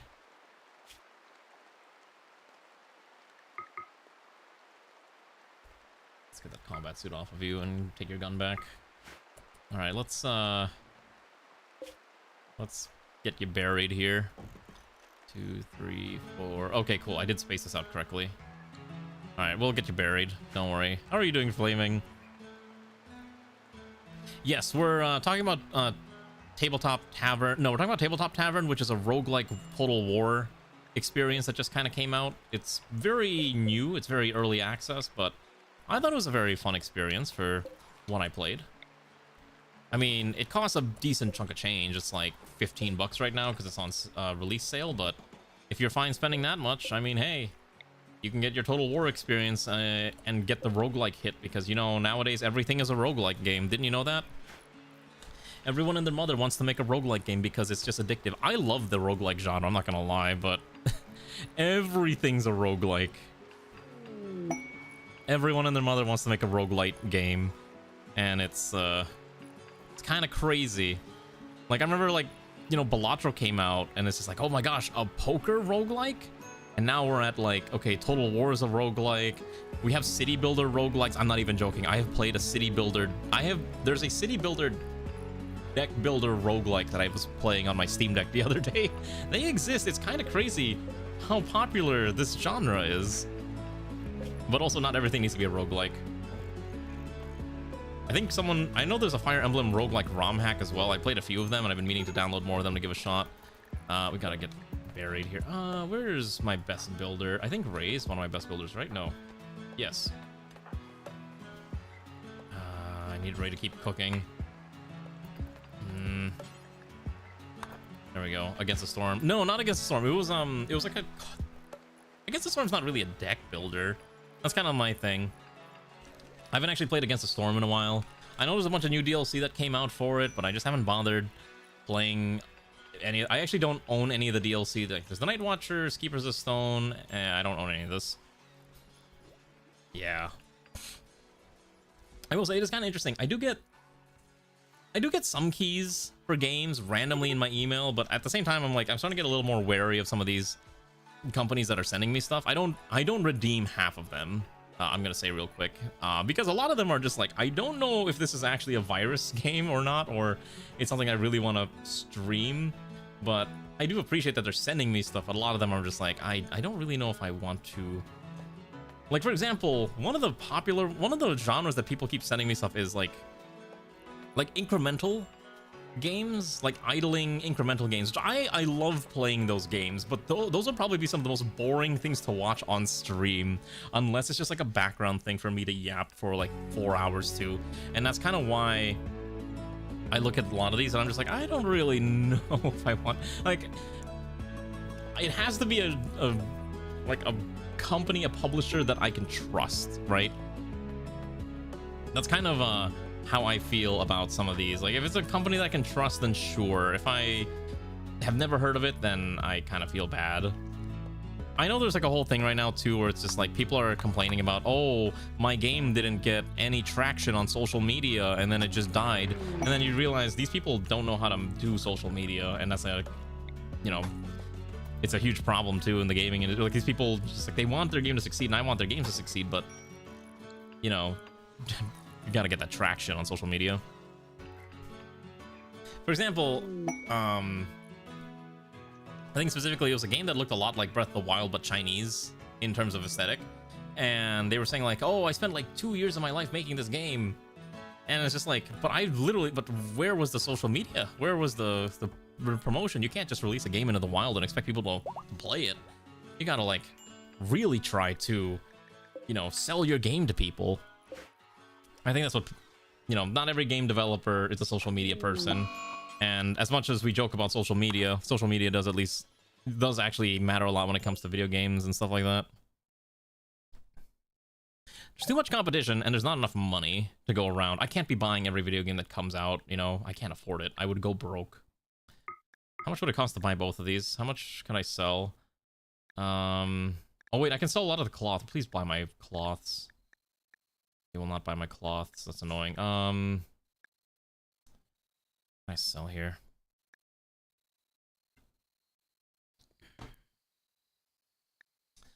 I want to buy the books. Yeah, I want to buy the books. But I need to get rid of stuff. I don't... Do I really need ceramics? I probably will need it later. I don't want to sell the neutralopes.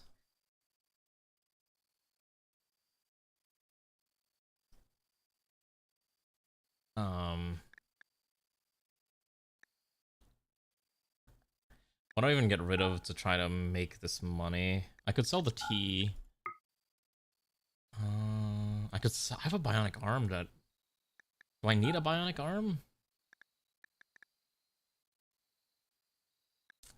We can sell some of the ratkin clothes. I guess that's probably the best thing we can do. We just sell a lot of the random stuff that we don't really need. Steel ratkin guardian shield. What is this made out of? Oh, it's got plasteel and silver in it, that's why. Yeah, I'm not gonna be able to buy all the components. Maybe we buy the standard components for now. And just call it. Yeah, that's probably fine. Yeah, no, I'm kind of the same way. Like, everyone wants your money. Everyone wants to sell you a game. But, I mean, the honest reality is a lot of games suck, and it's not worth buying a lot of these games either. It's really hit or miss when it comes to some of these titles. And I feel bad saying that, because I know people put a lot of effort into these games, but... You know... Everyone wants my money. You know? I can't afford all of these games. I can only buy so many games. That's kind of why, like, I haven't bought any of the Paradox DLC in forever. Like, I have not bought,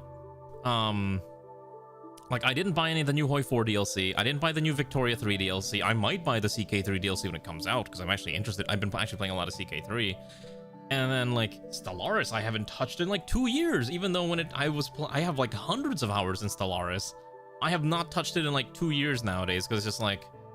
You know, the way they've kind of approached the game and like the content they've added, you know, they try their best, but then it's like, okay, some of it's just a little, like, they'll release a new DLC and then it just ends up being like maybe a 5 out of 10. And it's the same thing with like a lot of other companies too. It's like they release games in like semi-broken states, and it's just, why am I gonna pay early to be a beta tester unless it's a game that I really have faith in, essentially, right?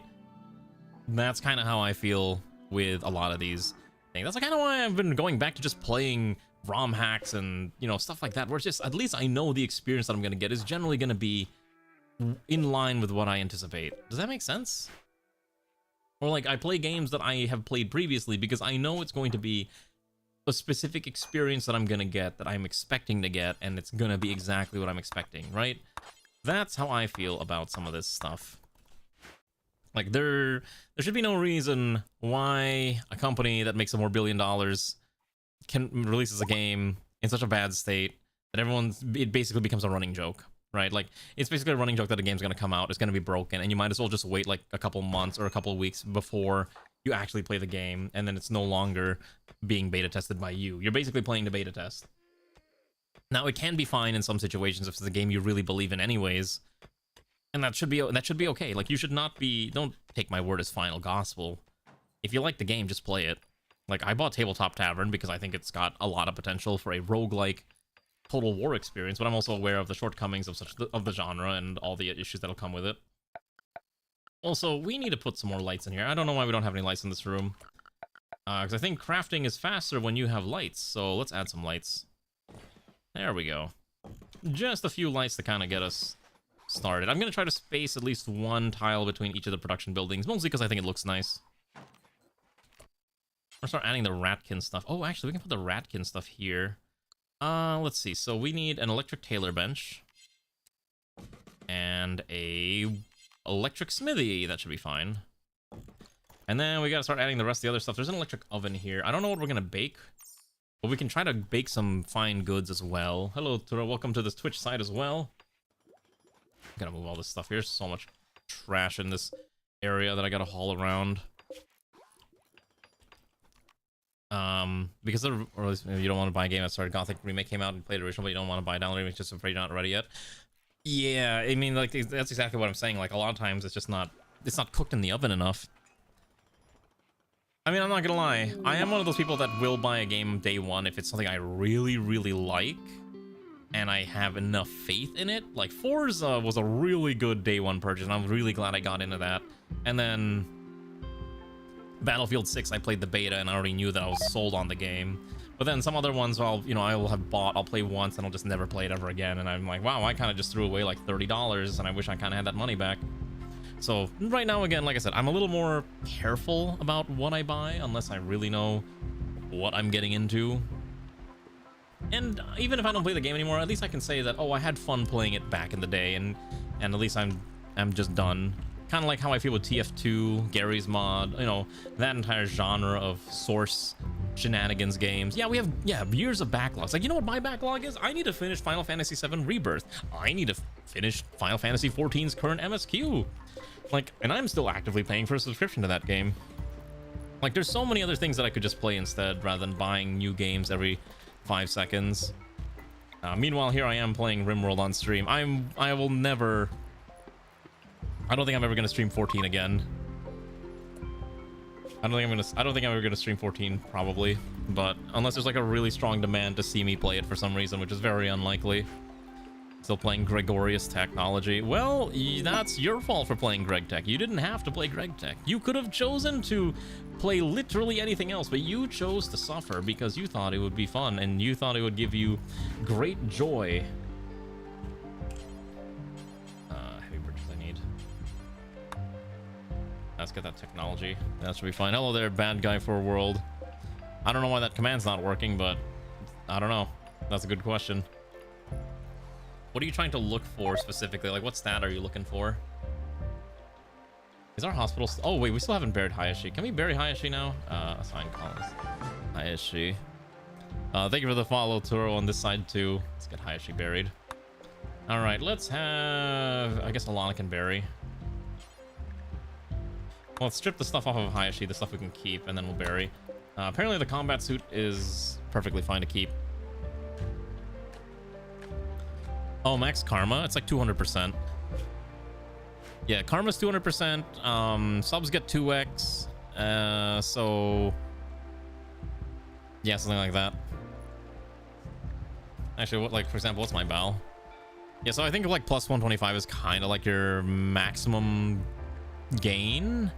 Although there's not much to spend it on unless you get a pawn, and then you can kind of just finagle your pawn around with like points and buy skills and all that, and traits and whatnot. That's usually what most people do. I used to let people buy items, and we don't let people buy items anymore. Except for like, what do you call them? Augments? Yeah, I don't let people buy items anymore because it's just really unbalanced. I used to let people buy items all the time, but I decided that it's just not really fun for me because it makes the game too easy. So I don't allow it anymore. Hopefully that makes sense. All right, we got Hayashi buried. Let's do the funeral real quick. We're gonna stand out here and we will remember our dear comrade who fought valiantly on the front lines against the evil mechanoid menace. All right, let's get that started. Hey, we gotta trade with these people. Oh, I think we already did, right? You're here to make the game hard for me. I mean, that's fair too. I think I disallowed people buying raids too. Yeah, I took away a lot of the fun toys. I'm sorry. I just didn't want to deal with a lot of the nonsense that keeps happening most of the time.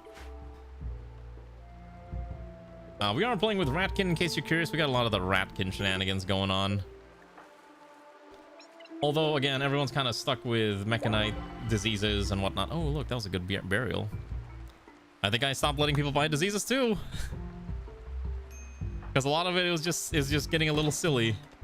So I wanted to at least experience playing the game, you know? Yeah, I know, a little boring. But if you wanted to use your points, it's mostly so that you can customize your pawn. You can buy your traits, you can buy other stuff like that. I need another cleaner. We do have electricity. Are you going to buy Zit? I don't know if that's even enabled anymore. I think I might have... Let's see. Oh, it is enabled, yeah. Huh. I don't remember if traits are expensive. They're there. People, I think it's like 6,000 to swap a trait, 3,000 to buy a trait, something along those lines. Yeah. Anyways, what was I talking about before that? Yeah, so things we got Hayashi buried, we got the funeral done, so at least Hayashi will be remembered. We will remember your glorious sacrifice, comrade. You fought valiantly in the front line, and we will ensure that you will be remembered forever.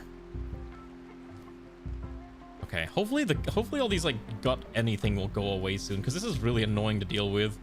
The fact that gutworms takes like a week to get rid of is insane.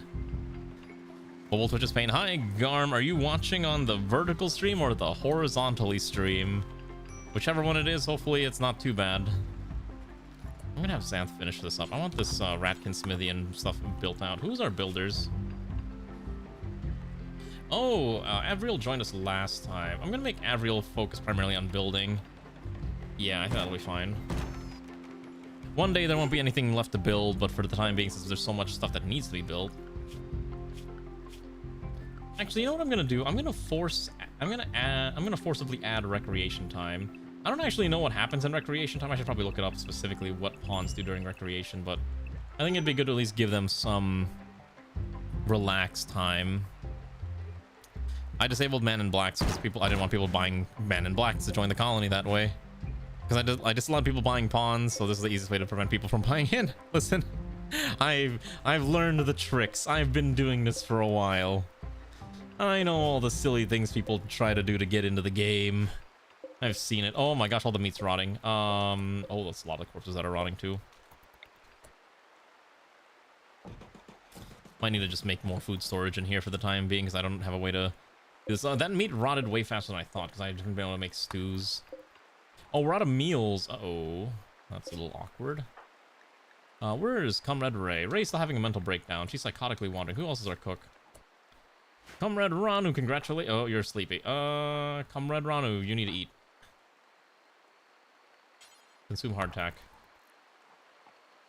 It's not the most delicious of meals, but it'll keep you fed, and then I'm gonna have you cook for a while. Yeah. Oh gosh, look at all that. Look at that rotting meat I haven't been able to utilize. Oh, I need to find a way to make this cooking speed faster. Is there a way to make this faster than 139? Let's see. Space 100 plus the cooking tools cupboard and sink. So maybe I just need a bigger... You know what? I think I know what we need. So because of... We might need a second kitchen.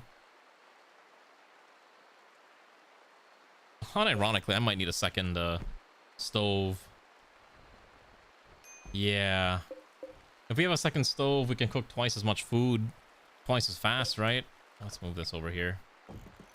I think that might be the logically correct thing to do. Alright. Yeah. We're also gonna start upgrading guns, because I think a lot of our pawns, even if they're not really fighters, they can at least still use a gun. Kind of. Might need more rats soon. You're fine. Those mechanoids yet again. I think I'm gonna upgrade Airman Joker to a sniper rifle. Yeah. Airman Joker, congratulations, you're being upgraded. You now get a sniper. Okay, you can't buy a pawn either. Trust me, I've seen it all. You can't get past me. All right, we're gonna dump this in here. We're gonna get rid of this one. Okay, so what can we manufacture? Oh, we should make... I think I wanted to make first aid kits. Oh, we were trying to make like the fancy clothes. That's right. We were trying to make these other stuff too. You can definitely buy mad animals and rare thrombos. That's a donkey that's gone mad, which I guess we'll just have... I don't know.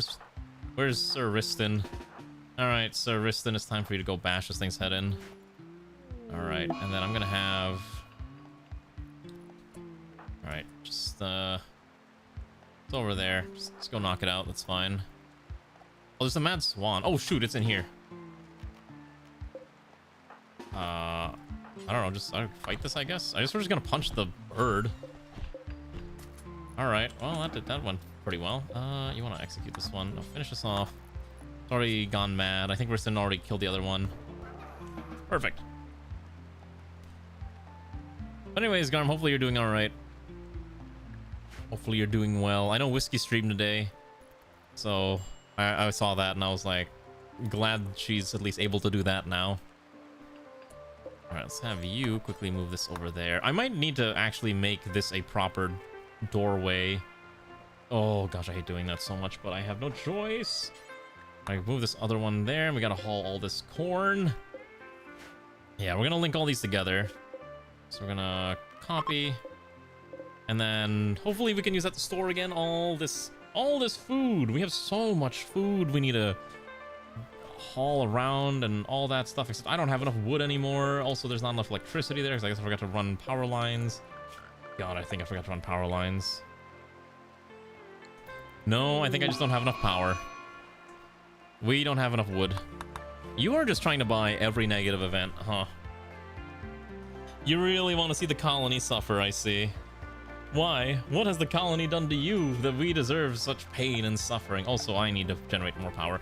You know what? Actually, since we need power, I don't really have a... I can put a hamster wheel. And I guess if we're desperate for electricity, this is a valid option. Do I really want to put this here?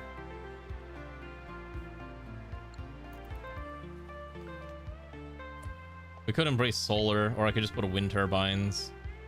Wind turbines would look a little rustic, maybe. What if I do... Oh wait, we have geothermal, hold on. There is a geothermal thing here. Okay, so what I wanted to do, actually, because I kind of forgot this, is I'm gonna destroy this real quick, and then I'm gonna find... what's the one I'm looking for?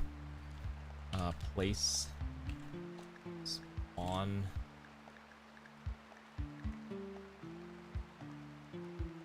Gonna spawn a geothermal vent, kind of just a little bit north of it. Okay, much better. That is not a geothermal vent. That's a new one.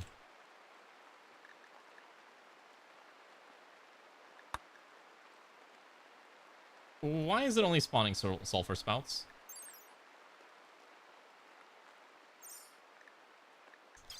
That's interesting. That's really odd. Can you not spawn geothermal vents anymore?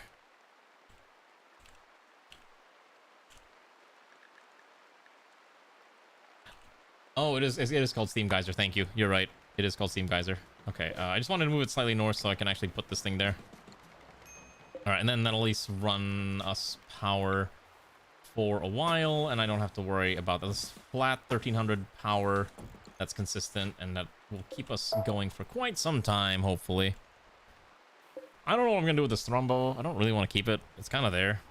He's just kind of vibing. Actually, I have a funny idea. What I'm gonna do is gonna seal this off, add a door here, and if I am desperate for power, I can put hamster wheels here, and that's probably fine. We do need to get more wood, so we gotta go hunt down more trees and kill more trees and commit tree crimes against tree kind and all that stuff. Kill all the local oaklings, I guess. Oh, right. Yeah, that's fine. We should probably start developing the hospital room or the hotel at some point. I've been kind of meaning to do that. Maybe after we get our security set up. We're doing industrial cannons next, so that's another big thing. God, this colony eats up so much power. Lana's dying of gut worms still, yep. You're allowed to self-tend, thankfully. Okay.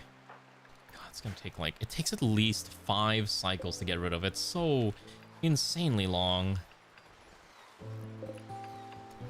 Okay, so this is priority preferred. This is priority normal. Okay, so what we should be able to do is once this is done, we're gonna start hauling all the food stuff into here, and then we should be free from this. Also, we need to start smoking the meats and whatnot. I think we can't because we're out of wood again.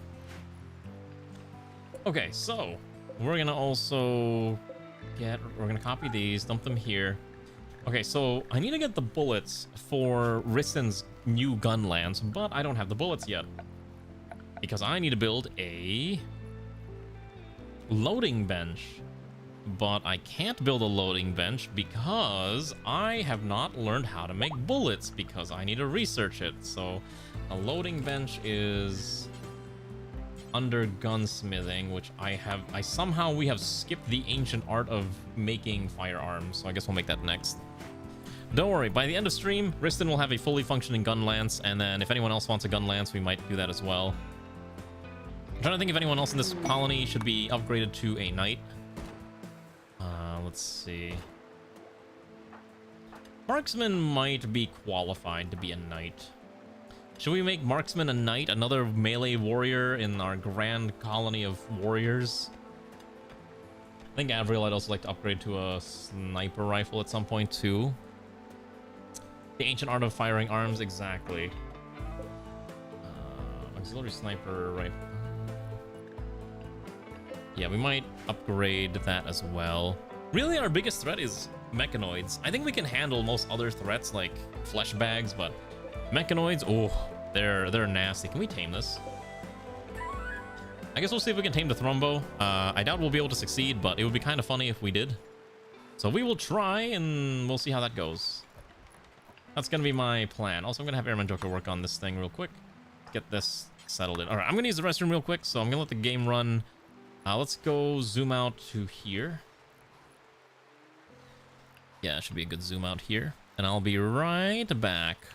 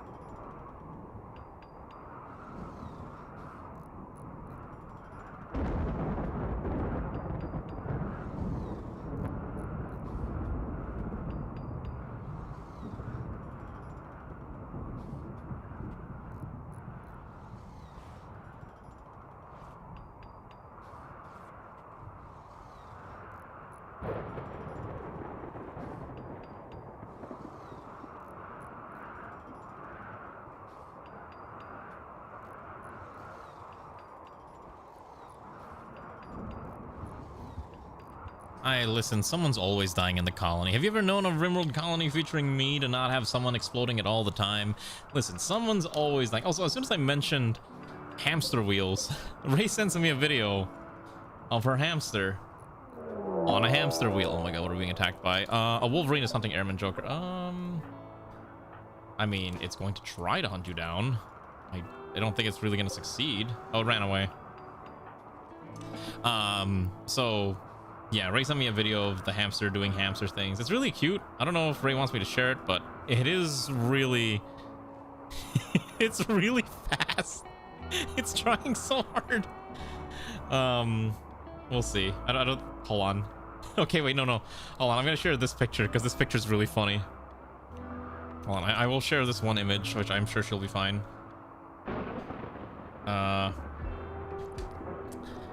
This is the hamster. He's zooming. Or she's zooming. Look at her. She's a blur. Apparently, the hamster's just been going crazy on the wheel every night and just keeping Ray up, which is kind of funny. I think that's hilarious. It's cute. I don't really know much about keeping hamsters. I had a hamster when I was a little kid. I called it Dragon, and it bit me once, and then it died a couple of weeks later. I'm not very good at keeping small creatures. Small critters aren't really my thing, unfortunately. I'm just kind of bad maintaining them.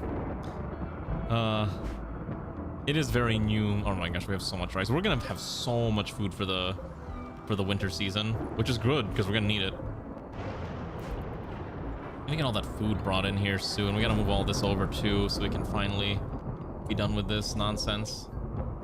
Let's get all that hauled over. I mean, hamsters, rats. I mean, they're both. Wait, are they both marsupials?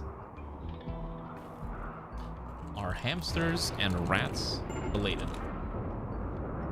Yes, they are distant cousins. Both belong to the same scientific order. Interesting. All right, well, I guess they are kind of related in a sense. Maybe in this. Oh, shoot, we need to make more food. We are constantly running out of food. Let's see. I prefer if we stop using the smoked meats. Okay, here's what I'm gonna do. I'm gonna order Ranu to. We need to find a way to make butchering a little better here. The butchering system is kind of janky, and a lot of the food is kind of a lot of the animals here are just being tossed aside. We're kind of wasting the food. Yeah, I want to make sure this is get all hauled immediately so we can fix that up. Could never understand why people keep rats either. I mean, some people just like critters like that. There's a VTuber out there. I think she used to go by Ridding Meow. She had like the same VTuber artist as I did for a while, and then I think she got a new model and she kind of became more of a flesh tuber than a VTuber. But her entire shtick is she really likes rats, and I remember she showed her rats on stream like a few times. They're big. Like, I mean, I get that she's a small individual, but her rats were like, they were like the size of like a soda can. I think a little bigger than, like, not a soda can. They were like the size of a, I think of a good example, Monster can. They're the size of like a 20-ounce Monster or Arizona can. I'm like, these things are big. I was like, oh my gosh. Either rats are really big or her rats are really big. It's one of the two. We are out of power. I need the more consistent power generation for the thermal generator, and everything will be better. Yeah, I remember seeing that. I'm like, dang, these are chunky things. I tell you what, they were large and in charge. Okay, so what we're gonna do is we're gonna copy this, and then we're gonna link these, and then we're gonna paste it together, so that way we should be able to sort all the food in there, and that should fix that problem. Garm is on the verge of complete mental breakdown because of the lame hospital, the missing tongue, intense pain. I don't know if we can get Garm a new jaw. We don't have access to prosthetics yet, I think. Well, actually, no, we do have a...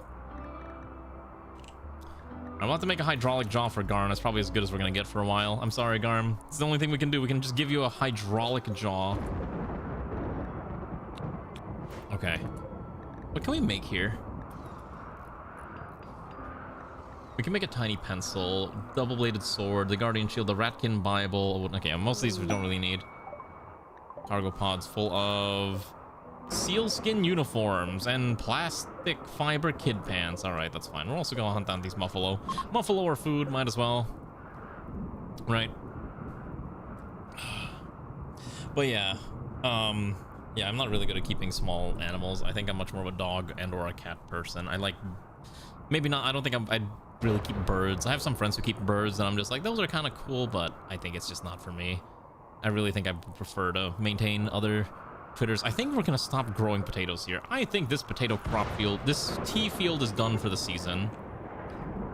The only reason we're still growing food is because it's still a heat wave, and that's kind of the only reason we're able to keep stuff going. Okay, we can build a loading bench so we can start making bullets for Risten's funny weapon. I am running out of steel. That's not good. We need to get more steel. There's a little bit over there, and there's a little bit over here. I want that hauled in. There's so many things our colonists need to do, but we just don't have the resources. We've run out of wood. How did we run out of wood?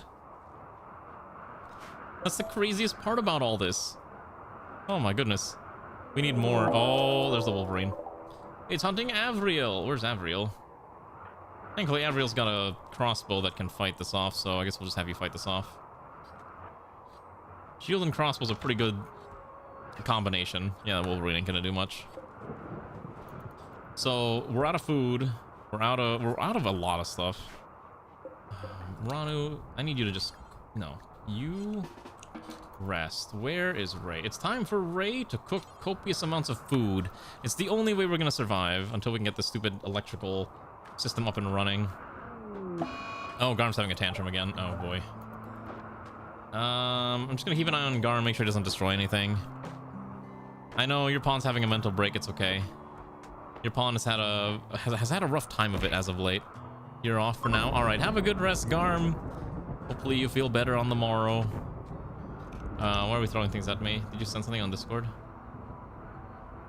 I saw the things that you sent me, right? I saw the hamster vids. I shared the photo of Daisy doing Daisy things. Gosh, I just don't have enough wood. I don't know. I hate using wood generators, but I just don't have a choice right now until we can get the rest of this slammed out. Especially because we don't have steel and everything's just kind of a little bit of a mess. Ugh. And I don't know why we haven't hauled a lot of the food, because who's our haulers? I think the TP... Also, my TPS is cratered to about 70. If I zoom in, it kind of goes back up to like 90, but I think it's just too many work orders that I'm forcing the pawns to do. Let's keep this door open for now. That should be fine. I think even if the door's kept open, I think it's still considered indoors. Because you see, these corpses need to be hauled out of here, and it's just kind of hard to force them to be... No, haul this now.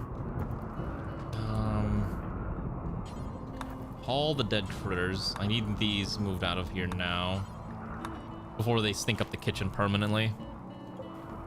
But yeah, what was I talking about for all this stuff? Right. What am I doing? What are we doing? I will see what kind of games we can do on Thursday. I'm trying to avoid doing Star Sector, and I don't want to do a double Fire Emblem. For the Fire Emblem run, just keep in mind, you are allowed to submit a second character if you want to submit a second character, as long as you can kind of fit it into any of the slots that currently exist. Because there's currently 1, 2, 3, 4. There are... Let's see here. There are 10 more character slots. Well, actually, hold on. I think there's less because I have to put in some of the character slots that people submitted. Let me see how many people submitted. 1, 2... Okay, so there's at least 1, 2, 3 characters that I need to throw into the list, and then I can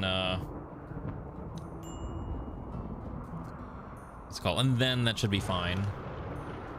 So we're looking at maybe 6 more characters to be consumed, and then they will all fight and die in my honor and glory, and it'll be fun. It'll be a joyous occasion of pain and suffering, right? That's half the fun. Oh my god, this is taking forever. We need more pawns. I think part of the other thing too is the dirt moves at 87% speed. If we can make it move at 100%, that'd be great. I'm actually gonna get rid of the smokehouse. Let's get rid of the smokehouse here. We don't need this one right now.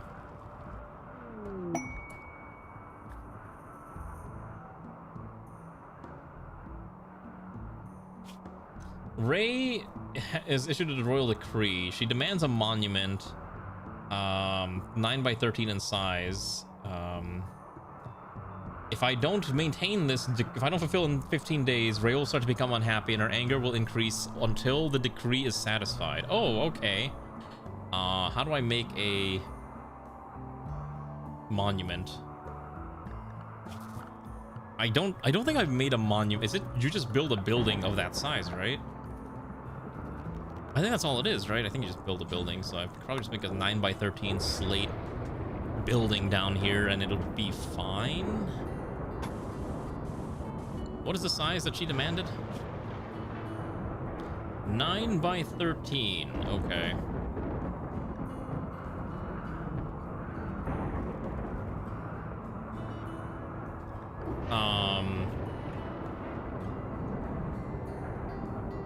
I think that's how this works, right? You have to build like a big ol' facility.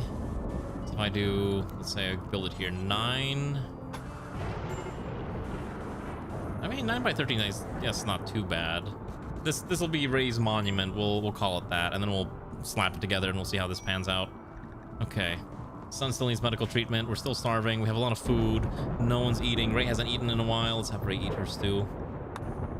I've never really dealt with this mechanic. I haven't done like a monument quest in so long that I legitimately do not remember how this works. So hopefully this will be fine. Hopefully this is acceptable to the dear overlord who demands great sacrifices in her honor. We can start hauling more stuff over here too. Okay, so we're gonna copy this, paste it all in here, link them all together, paste it so we can start moving these extra cloth out of here as well. Same with the extras. Actually, what I'm gonna do, because I need to get rid of a lot of this. We don't use a lot of the leathers anyways, and there's a shop, there's a town nearby. We're gonna go send a caravan over there. Let's send, we'll send one of the knights. We'll send Riston. We'll send a sociable individual who can go trade. We'll send Ranu. And we'll send like 3 of the Muffalo, and then we're just gonna send everything we can sell. So basically every leather that we're not using. Keep the cloth. Sell the leathers. The Muffalo wools we don't need either. What else can I sell? I can sell piles of dirt for some reason.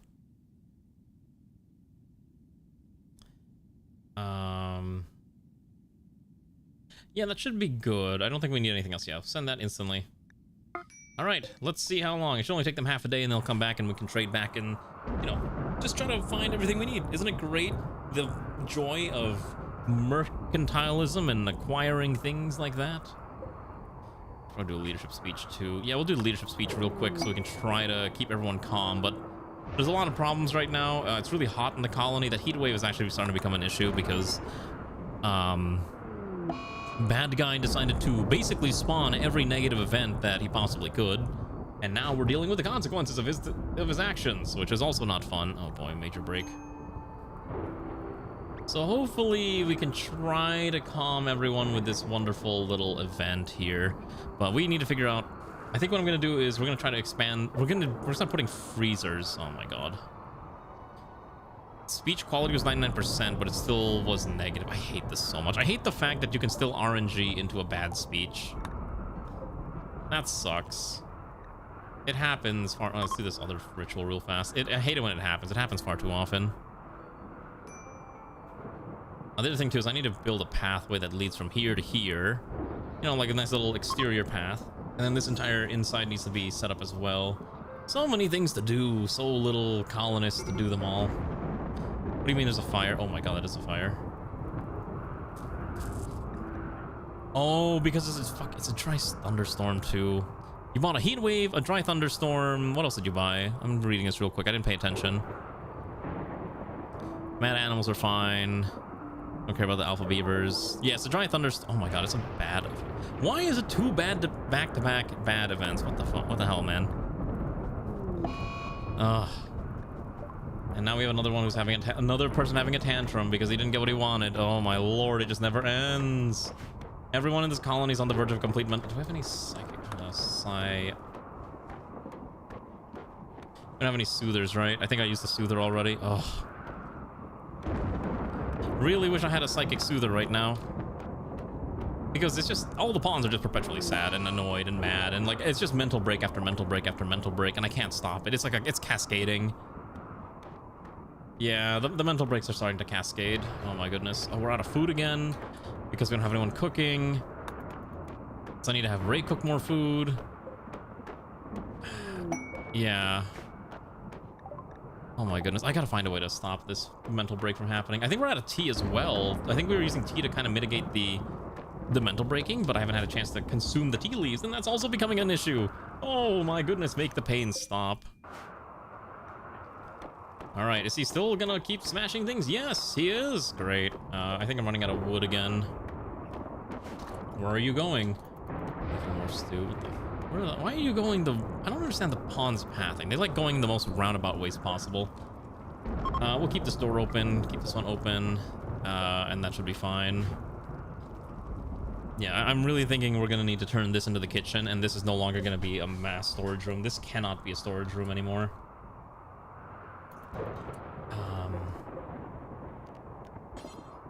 Yeah. That's gonna be the plan. This can't be the storage. I need this to be a dining hall, and then this is going to become probably the kitchen, and then we'll turn these into more storage spots for more raw foods. All right. Let's see if we can fix this up. What do you mean actual fluff? Sell all this. Okay, and then I'm gonna buy... I don't think so. I don't remember you saying anything on Thursday. Even if you weren't, you normally get like a 1-day grace period. Did it reset your streak down to 0? Oh my gosh, I'm so sorry. I can't control that. That's Twitch's fault. I'm sorry. I can buy the steel. Oh, I can't carry that steel. What do I want to buy from these people?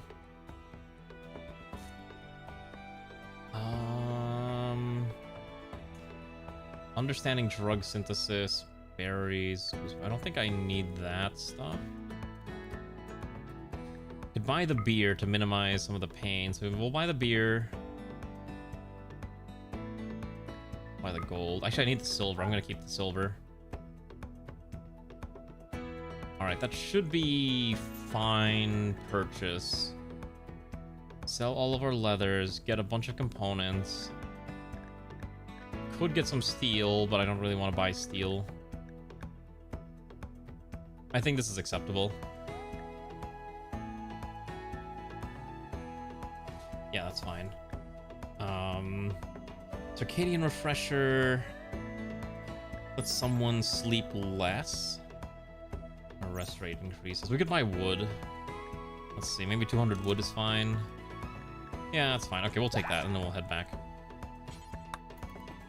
But yeah, I don't know. Twitch had a bunch of weird things going on last week. It was really annoying to trying to deal with like all the weird shenanigans that was going on. I wonder if that might have been related to losing the watch streak.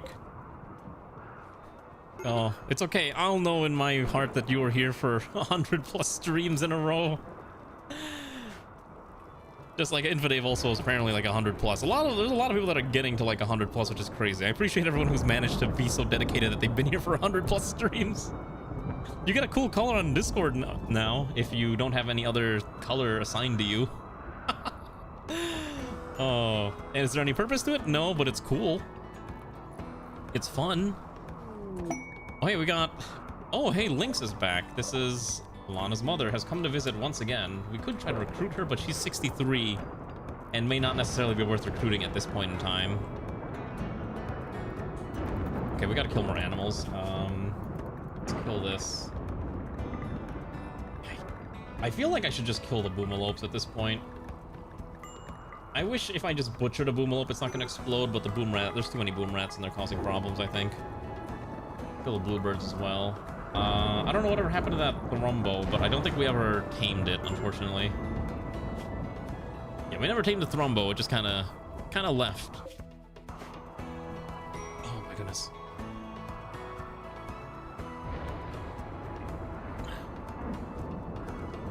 Slowly but surely, everything in this colony is starting to get itself fixed up. I'm gonna get rid of this stockpile zone. I'm gonna just make a generic stockpile zone over here. In fact, I might just make a bunch of shelves that I can just use to store large quantities of random stuff that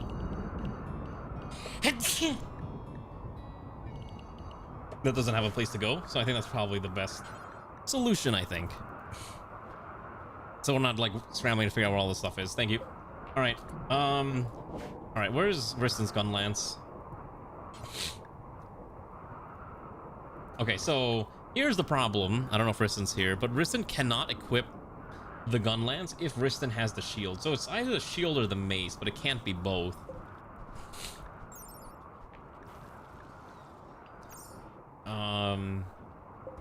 So the problem is it might actually be worth to swap over.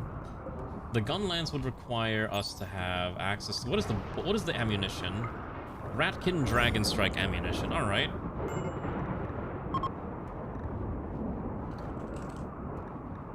Okay, I do not know where to find this ammunition, actually.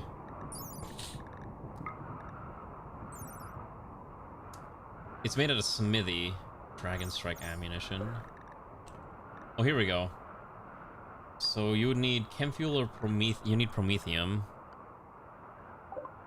Do we even have promethium? Oh, we actually have enough to make 2 batches of the flame one. We probably have enough to make at least 2 batches of the normal one. So at least we can carry... Wait, is that just for 1? Oh boy. Yeah, this is gonna be a little awkward. We'll see if we can do this. I think it'll be fine. Did we get the power running yet? Oh my goodness, we finally have power. Yes! Look at this. We finally have constant power. Clean energy around the clock. What we don't have is enough wood for all these things, so I'm gonna start getting rid of these, How much is a wall lamp consumes?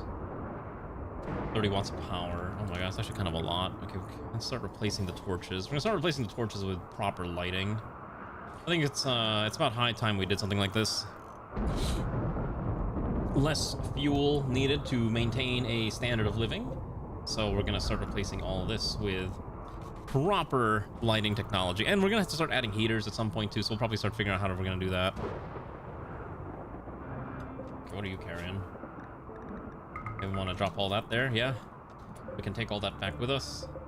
The beer too. Let someone consume the beer. The other one's got some stuff too. Drop all that, yeah. Perfect. And this one can drop the kibble too. Okay, so that should be fine. I want to make sure these things are just kind of not carrying anything, so we can kind of sort through all of our, you know, our legally gotten gains. So many animals here need butchering too. Maybe I need more cooks.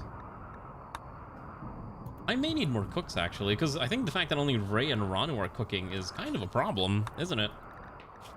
Part of the problem is that everyone's gotten muscle parasites. I don't know how long these things last. Some of them are nearly gone, but it's still going to take a while. God, this actually sucks. The fact that our colonists all had muscle parasites is probably why everything in the colony started to slow down as we were trying to develop it, because it was just everyone's in pain and agony. No longer need a fueled smithy. Get rid of that. We can add a new electric smithy over here somewhere. Or a electric smithy, yeah. Should be fine. I remove this here.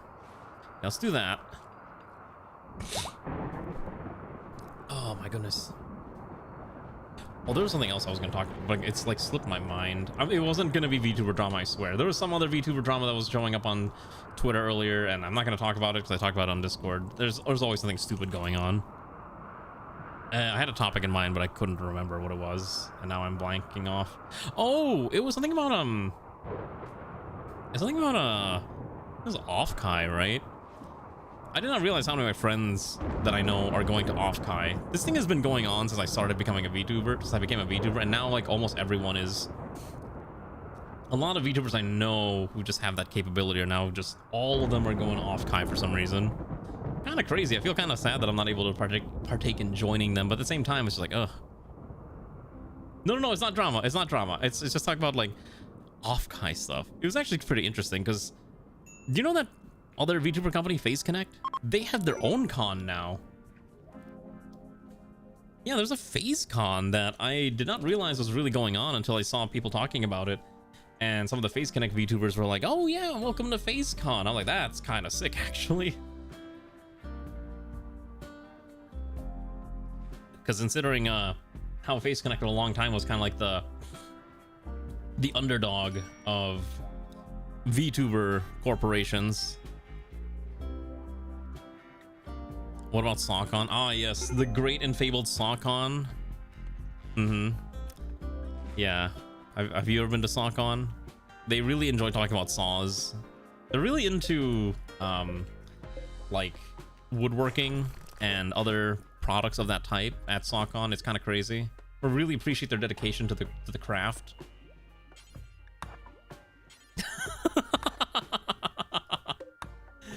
I thought it was funny. Oh my goodness, another heat wave. Okay, no one actually bought the heat wave. We're just dealing with another heat wave. which is actually fine because I didn't realize it, but it's now 0 degrees outside in Rimworld, so we are actually starting to freeze to death. Ray has decreed another decree. How do I stop? Can I just trash this and it doesn't do anything? If I just trash that quest, will Ray just have a mental break?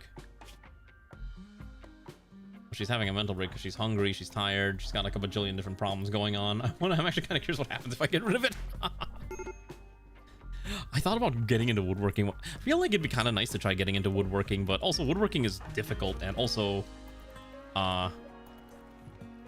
it's difficult and expensive, and I also don't have more stuff. I am prone to just jump between hobbies, aren't I? It's such an issue. I need to stop. I need to just pick something and commit. That's what I really should be doing, instead of trying to find more things that will entertain me on a mild basis and then never touch it ever again.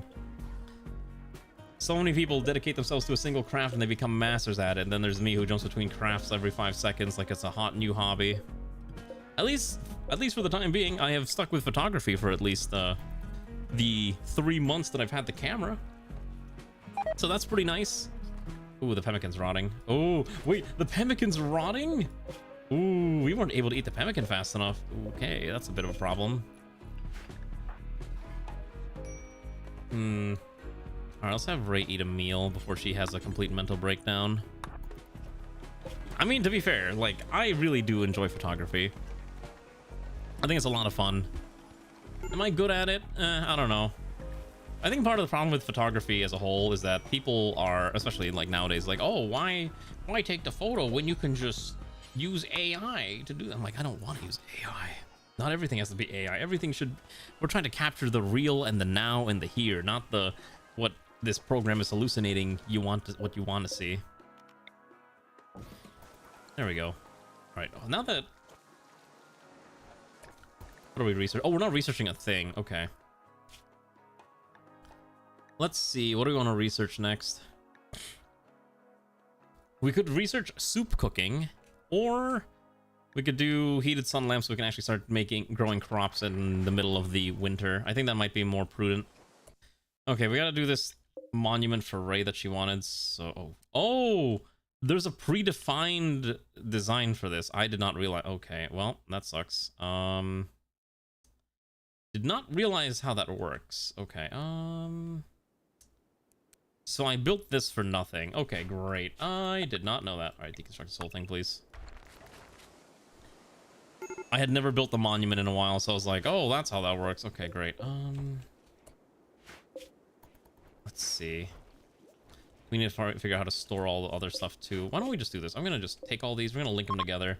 We're just gonna dump all the ratkin gear. I was gonna sort them properly, but I kind of don't care anymore. So we're just gonna dump all of the armor and I guess noble apparel is fine. Yeah, just screw it. Just dump it all in there. I was gonna sort it, but now I'm kind of feeling lazy. Hey, you also spent a lot of money paying for your for Daisy and trying to keep Daisy nice and happy. We both spent money. Money is how the world operates. Oh, I need to store components somewhere, don't I? What was I crafting here? Oh, the jaw. We need the jaw. Whoopsies. Completely forgot about oh right, we should probably before we finish this, let's get rid of the roof real quick so no one dies from a roof collapse. I always forget to do this. All right, there we go. I thought pawns were smart enough that they would get rid of the roof before they start deconstructing, but maybe I'm imagining things. Okay, get rid of this, and then we're gonna put down Ray's monument request. Something thereabouts should be fine. Okay. So put that monument work blueprint down and we'll see where this goes. Okay.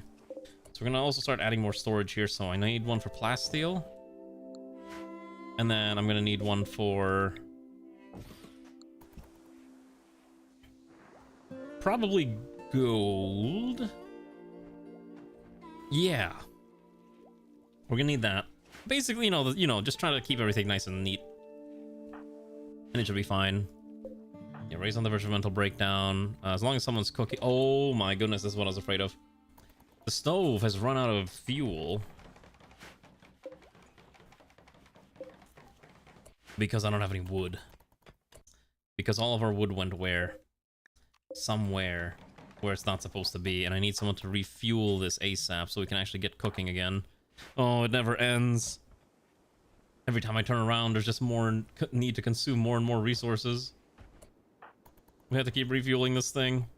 Even the colony's just getting dirty. You would think in a colony full of rat maids, one of them would be capable of making everything nice and clean, but I believe Steve is the one who's cleaning, and he's also dealing with sensory mechanites, which has completely neutered his ability to do things.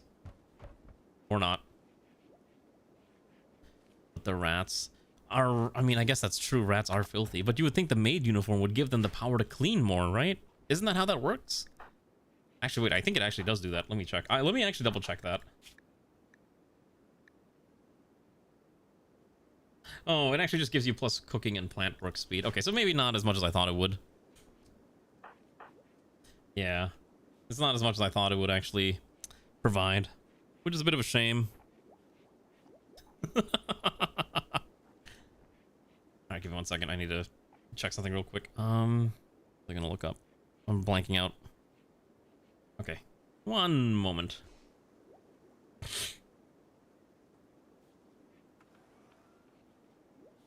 Okay. But yeah, I think... I will say... I do appreciate the fact that every different uniform has a unique stat buff that it provides, but at the same time, it is kind of hard to make sure every pawn has the right uniform unless you make all the different kits. I remember I did that a few times for the angel uniform stuff, and it was a lot of fun, but wow, it was a lot of effort to make sure everyone had the correct gear set assigned that they would need for their daily duties. I think part of the issue is I like having pawns that can do multiple jobs, but I think it's more efficient to have pawns that do 1 or 2 specific jobs. You know what I mean? And they would need a specific type of outfit for that type of deal. For example, I take a look at Ranu's pawn, who can do basically cooking, but animals, but also social work, and also medical, and also intelligence work, versus someone like Umi, who can do social, construction, intelligence. There's like so many different things that need to be done. Did we move this thing yet? Kind of Umi. Okay, wait. Slate wall.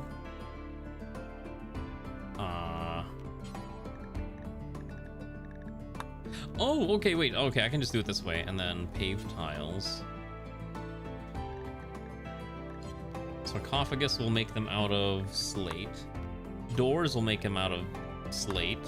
Columns will make them out of slate. And then the paved blueprints will make them out of wood. Alright, that should be fine. So let's get Ray's little monument going so that her pawn will be happy and not sad anymore. The guest has nothing to eat. Well, that's their problem. They should have brought food. I can't just bring food for everyone. Oh, we have so much meat. Oh my god, we haven't smoked them either. We gotta cook this food. I might need to order another pawn to cook. Alright. Alana's too busy working on plants. Actually, we have so many plant cutters. I think I'm gonna actually have you stop that, and I'm gonna have you prioritize cooking. Alright, congratulations, Comrade Alana. You are now the other colony cook, who will ensure that the colony will remain fed for years to come. I think that's a perfectly reasonable thing to do, right? Come, ensure that we're all fed for a while. 1 second, I need to check something real quick. Here we go.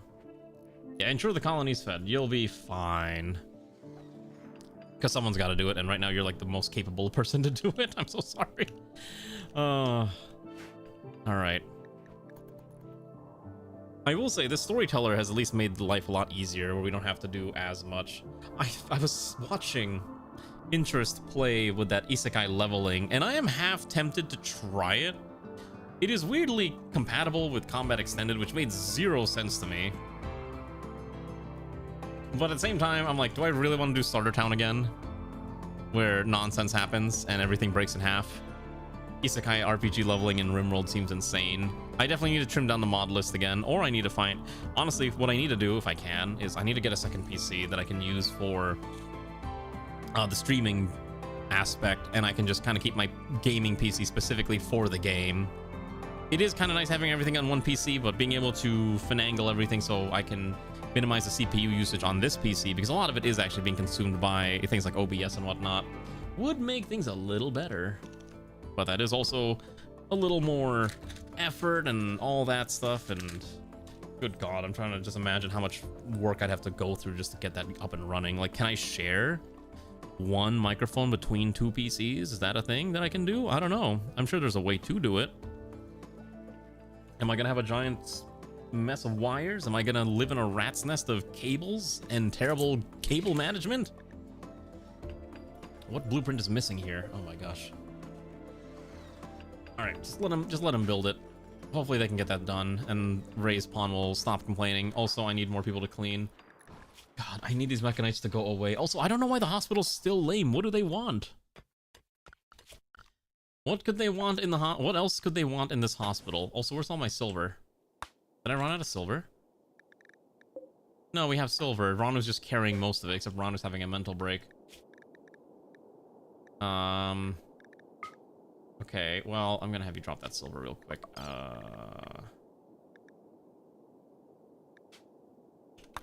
Maybe not. We'll just wait until Ron is done with their mental breakdown, but I need to basically fill the rest of this floor out with sterile tile. I think that should make the colony at least happier if I make the hospital look nice. If I get rid of the poop here too, that might help too. Meanwhile, these days you don't use your PC. Yeah, you're in bed playing your Ainthor, because that way you can play your DS games and whatnot all the time. Must be nice, huh? Oh my gosh, I just realized the problem with having an outside door like this is pawns will use this as a throughway to get here instead of... Well, that's kind of awkward. That's kind of annoying. Oh, because there's no way to lock a door to specific pawns, right? No, I don't think that's a function. Unless you mod it in. I think you can mod in that type of mechanic, but I'm going to try to avoid doing that type of deal. That seems a little unnecessary, right? Yeah. I think we're going to avoid doing that as much as possible. So... Your bedroom. We're trying to lock them out of your bedroom. The way that I designed this was that you should have access to it from the outside, because you sleep next to the hospital in case someone has to be tended to in the middle of the night. It works. Actually, wait. Now that Hayashi's dead, I actually have enough beds for everyone now, right? 19. 18. Plus 1. Yeah, we actually have enough beds for everyone now. Oh, that's kind of crazy. Everyone has a bed. Look at that. We don't have to worry anymore. There's actually beds for every... Oh my gosh, this thing is running out of wood again. I need to start... I need to put more of this stuff around. Okay. This is the plasteel storage. Okay. And then... we need to find out where we're going to put the Nutrimine and the extra clothes and the extra firearms and the extra miscellaneous stuff that we don't really need. But I want to turn this into a dining hall. Also, storage meats don't go in here ever. Food never goes in here. Okay. Yeah, because I want to move this out of here. Oh my gosh, I can't. I literally cannot rip through this food fast enough. Actually, since your work speed is really fast, would you be able to cook, like, constantly? How fast can you cook? Let's see. I'm kind of curious. I was actually making curry earlier today. It ended up being a little too thin. I think I talked about it earlier. My mom was... I needed to help finish this curry that my mom was working on. And I think I just followed exactly what she said.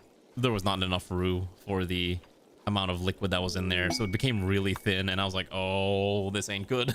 And it doesn't taste super savory either, so I'm like, okay, well, I'm just gonna put this in the fridge, and if we just buy another block of curry roux, we can salvage this pot of curry. You gotta do what you gotta do to salvage a delicious pot of Japanese curry, okay? Japanese curry is delicious. Let's get all this. Let's just get all the lower end technologies. Oh right, we can start replacing our basic wooden ballista with newer modern technologies like anti-aircraft guns. I can put an anti-aircraft gun inside of this turret. I don't know why you would do that, but it sounds hilarious. You could also put anti-tank guns like this, but I don't have the reinforced barrels necessary to do so, which is kind of the problem with some of these concepts that we're trying to pull off. Okay, can I... Oh, we do have 2 reinforced barrels. That's actually not that bad. We could upgrade that. Okay. Did I not put the... Oh, because the ratkin... Oh, Jesus, it is... I'm gonna add another one of these. We're gonna add, like, one more rack here. Because I need to start sort... I need to sort through the weapons. I need to figure out, like, what we're actually gonna use. What are we missing here?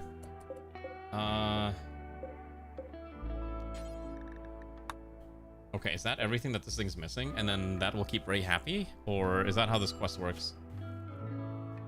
You must keep the monument safe for 15 days or else Ray will be unhappy. Great.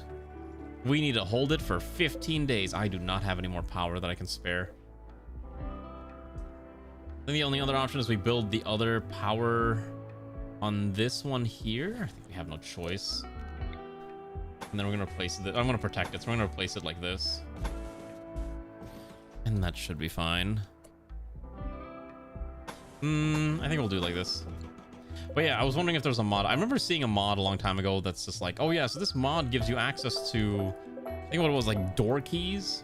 You can like, oh yeah, this only door key access. And I was like, oh, this is like the SCP stuff. It's like, oh yeah, the door keys were literally graded like Aleph and... Yeah, locks. I think that's what it was called. Was it actually called locks? Let's see here. Oh, I found locks. Can be unlocked to allow certain people. Those can exclude visitors. It's assigned to colonists. Oh, okay, yeah. Oh yeah, I see it. It's still maintained actually to this day, which is kind of nice. I might need to download this. No promise it has a significant overhead. Well, supposedly the guy says this mod has almost 0 impact on performance, but wouldn't realistically this mod have an impact on pathfinding? I feel like pathfinding would be the biggest concern. Don't buy master locks, the worst too. Oh, trust me, I too watched the lock picking lawyer and how he basically says don't ever buy a master lock because they're not very good. And it's very funny, but he's also very right. I don't use master locks. I think I use... Actually, wait. I think I do have one master lock. Yeah, my bike lock is a master lock, but that's because it's just kind of... It just works. His method on doors checks whether or not... Oh, okay. Got it. So it's the same basically whether or not... It's like the equivalent of just making the door not allowed for that specific pawn then. That's interesting. That's actually kind of good to know. Oh gosh, I have so much... I need to keep butchering the animals. Alright, I need Ray to just keep slaughtering the animals. Mostly because I don't want the meat to go to waste. I want to make sure we have enough meat. I need to start adding freezers and fridges.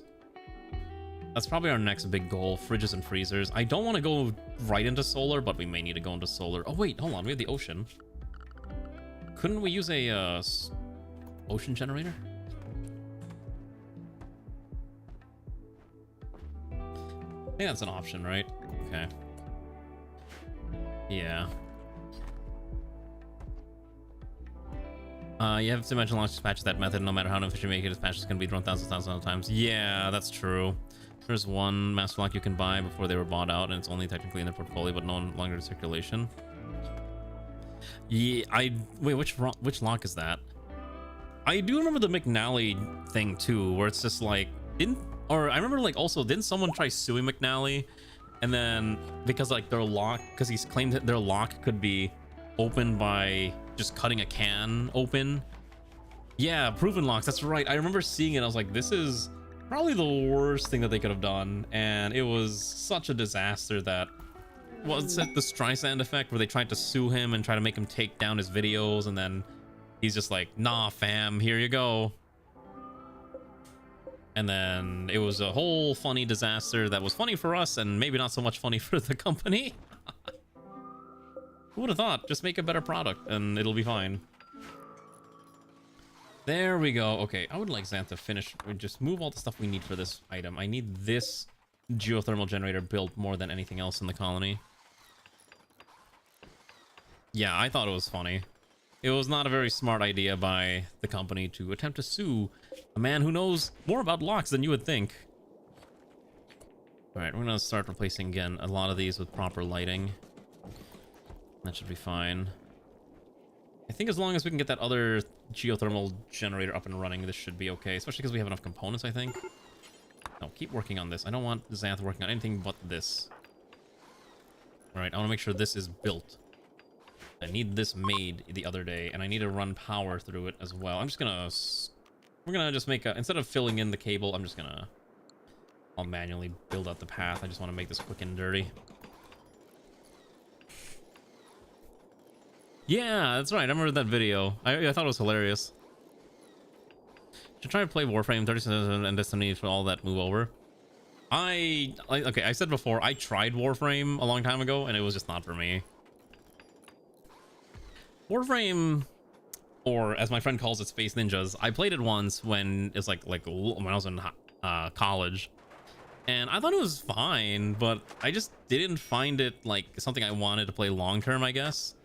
And I was just like, so I just didn't play it long term. That's basically it. There's not any moral to the story. It was just I didn't really want to play this long term.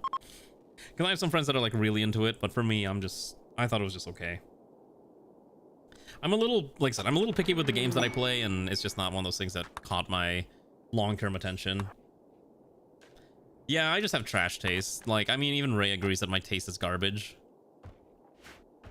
Okay, we have more power now. All right, we have way more power running through this. Okay, to be fair, I don't play Call of Duty anymore. Okay, I have stopped playing Call of Duty. Oh, shoot, I'm not supposed to... I'm not supposed to fully vent this, am I? Oh, okay, right, okay, hold on. I think I'm supposed to keep this door open, is that correct? Hold on, let me make sure. I'm trying to remember, like, what happens. So this room's gonna catch on fire, right? Okay, so if I keep the door open, it should equalize the temperature. Okay, that should be fine. I was like trying to remember how this works, because if you don't know, technically a geothermal generator still spits out that wonderful hot steam, but it's going to cause the room to get nice, hot, and bothered, and so we're trying to minimize the pain and suffering that involves with a hot and bothered room like that.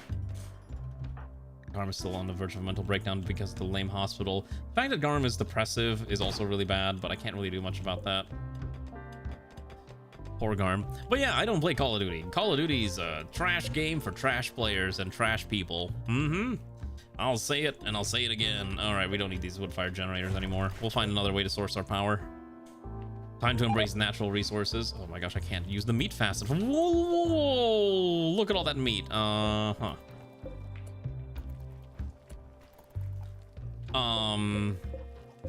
What can I even do with all that meat? Wait, a ratkin cake. Whoa, okay. Oh, make a piece of cake with a ratkin meat coated with fat. The texture is quite greasy, but is acceptable for some races. I'm sorry, what? Oh, for eating other ratkins in terms of starvation. What if we just cook a bunch of steaks? That might be fine. Hello, Steve. How are you doing? What if we just grill steaks forever, or kebabs? We actually have a lot of... Yeah, let's do kebabs. Just do this forever. Yeah, just make a ton of kebabs right now. That should be fine. I gotta rip through all the meat ASAP. There we go. We make kebab. Kebab is delicious. People eat the kebab. Okay. I don't know how long kebabs will last. And I don't... Oh, they last 6 days. That's actually a lot longer than I thought.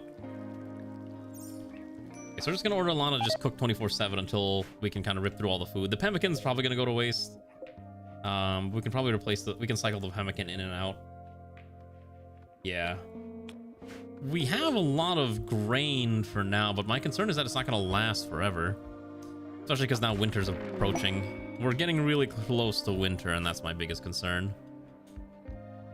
Okay, let's get more lights in all the different parts of the colony. So what I want to do is I want to replace this entire section with a beautiful dining hall. All of this here needs to be hauled out of the way. I want all this gone. Okay. And this is basically the dumping ground for more or less everything that I don't really need. So all this other stuff just kind of goes here and should be fine. We'll figure out how that goes. But yeah, we're gonna start moving all the dining hall stuff into here. We don't need this one. We're gonna get the nicer table. We're, you know, just because we're Ratkin doesn't mean we have to live in poverty. We have nice options for furniture. Like, I can put down this big old 3x3 table, even though it's not really necessary. I can put this 2x2. But we have a lot of pawns, so at least I want 2 dining tables. What I think we'll do is we'll do the dining tables on this side. And then we'll put like a bar over here. I think that'll look kind of nice as well. Oh gosh, we still need to rip through all the food. All this meat's probably gonna expire unless I can kind of dump it into a freezer.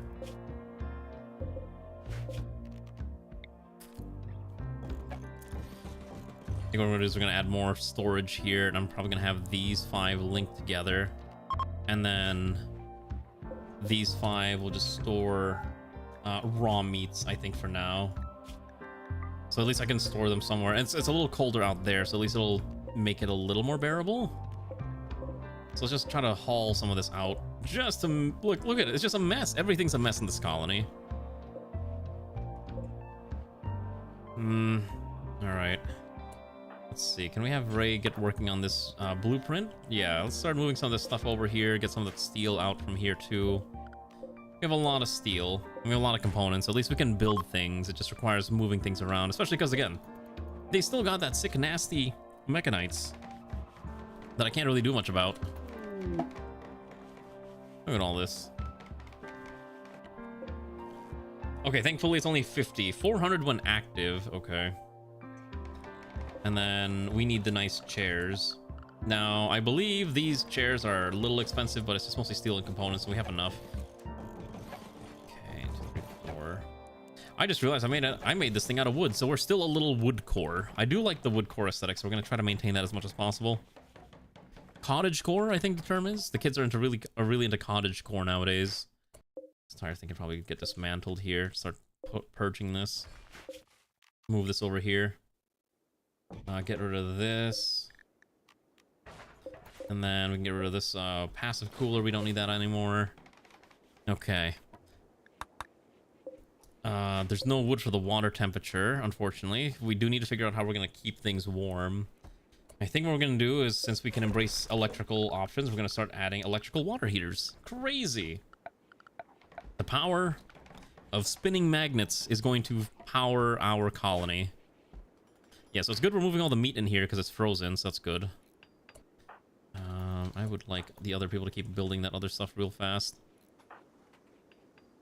Honestly, I do enjoy this part of Rimworld where you just kind of take your old build and you start kind of upgrading it to the, you know, as you up in tech levels. It is really satisfying.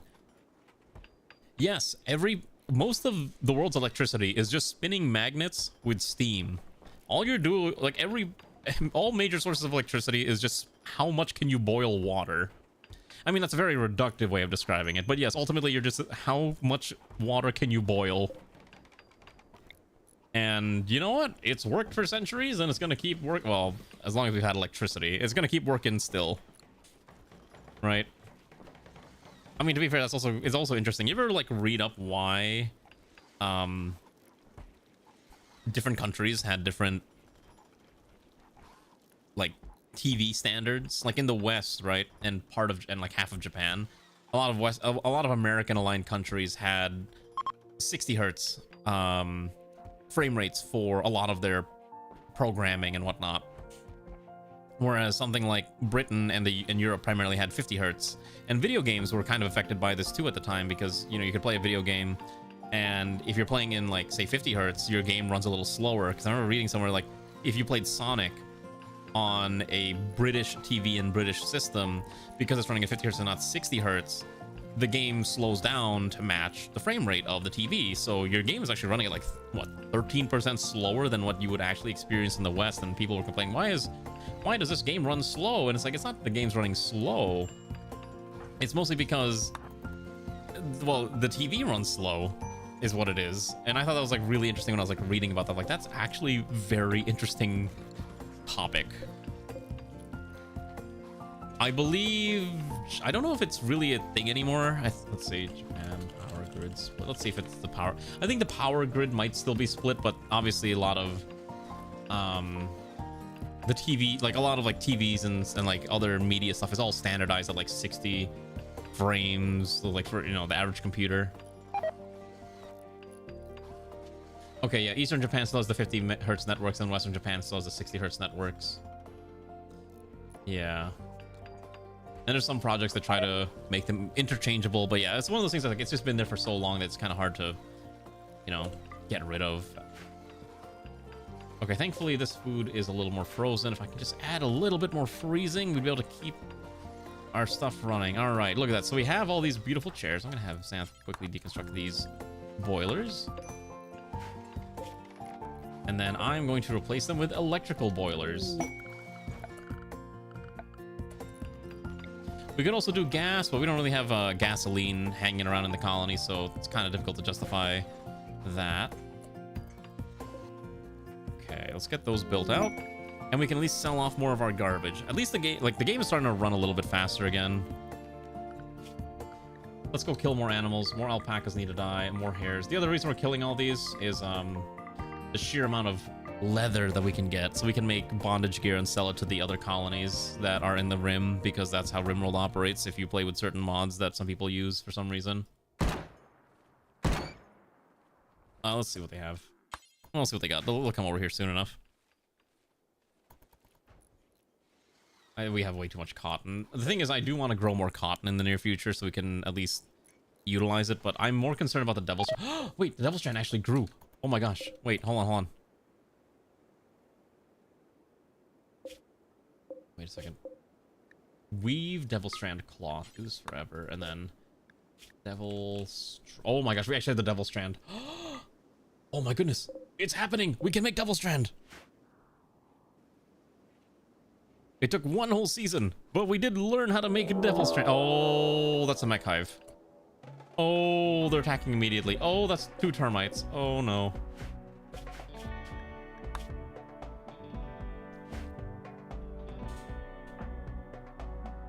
Actually, wait a second. Wouldn't our allies might be interested in striking at them? Depends what direction they go. Let's see. Let's see if we can... Hold on. Let's see if we can bait them out. Where's Garm? I hate using Garm as bait, but Garm works pretty good as bait. Bait him out here. Come on, Garm. You have a sniper rifle. Can you not shoot him at this range? Oh, they're already too far. Okay. Oh, all right. No, that's I'm not gonna be able to hit him that easily, I guess. Okay, so they're just coming to the south side. My assumption is gonna try to break down the wall, and I have no choice but to fight them off. Let's get the knights out here. All right, we'll have a lot of trade real quick. Oh boy, who got clobbered? Havel is dying of food poisoning. That's unrelated. Okay. Okay. Oh yeah, they're just coming in straight, and I can't really do much about that. Garm's trying to poke them down. And Garm's having a mental break in the middle of combat. Fantastic. We're just gonna try to bait that termite around here. I'm pretty sure we could just run these... Oh god, everyone's got so much pain. It's fine. It's fine. We knew this was gonna happen. I'm gonna quickly knock them out, and then I'm gonna pull out... Ron who can't really fight. These two are breaking down. We can get these two over here ASAP. Okay, the shield's doing a lot of work. We're only dead when we're dead. We're not dead yet. Oh my goodness. Alright, Xanth's dying. We might be dead here. If all the knights die, we're dead. Oh, Xanth went down.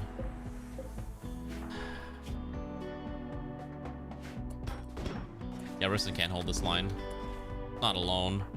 The snipers are trying to do what they can, but I mean, the mechanoids just have too much tankiness. I can't really fight the mechanoids off. Airman Joker's just getting clobbered. He just got sniped. They're so accurate. What am I supposed to do? All right. Yep. Like, what am I supposed to do? All right, we're gonna try this again. I wish they would send me Literally anything else for me to fight. I do not want to fight more mechanoids. Please send any humans or ratkin. I don't care. Stop sending me mechanoids. I'm so sick and tired of fighting mechanoids. It's like in the last game too, in the last run too, it was just only mechanoids. I want to fight something else, please. Yes, I'm whining about this because I'm just so sick and tired of it. I literally want to just fight something else that's not a mechanoid.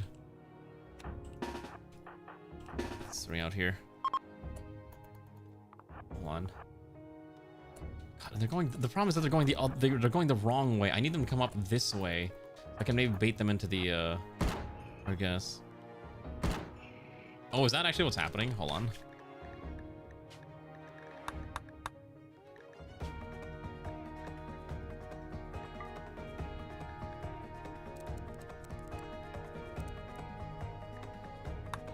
I don't want a mod to nerf mechanoids. I just want to not have to fight mechanoids only.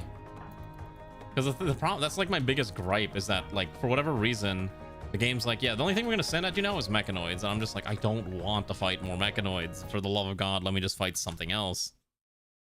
That's my gripe. That's my annoyance with what has been going on in Rimworld.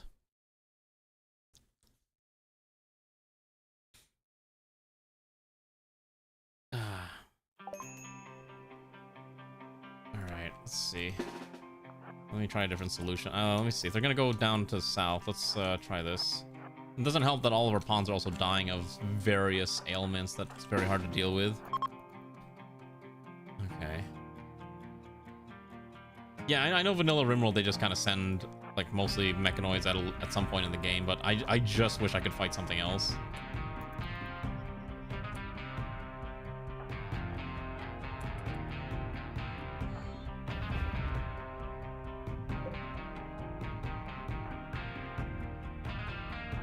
Gonna risk an assassinate from the backside. Should be fine. Okay. I wish I gave them grenades. I didn't give them grenades.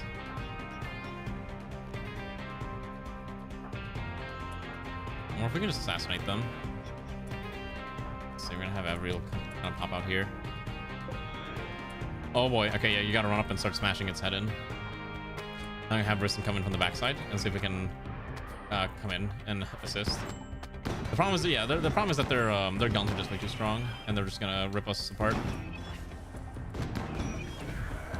Oh my god, yep, there we go. That's just the termite guns. Why are you not shooting? Oh my god, you're down. Okay. Okay, yeah, this is dumb.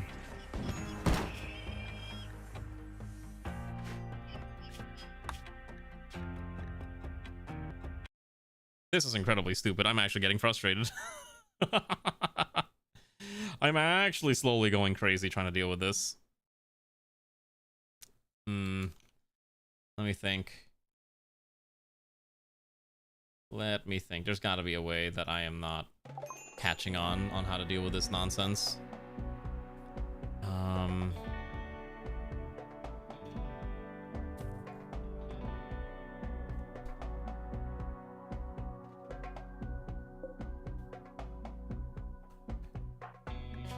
What are my options?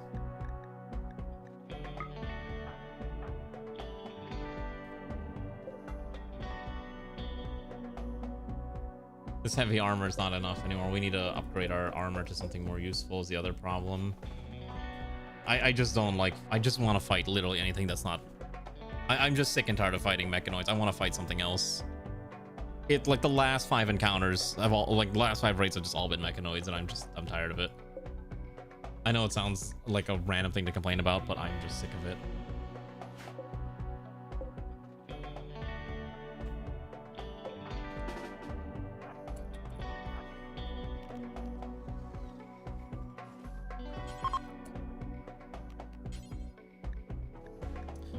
Call an air drone salvo, I guess, would be the easiest solution.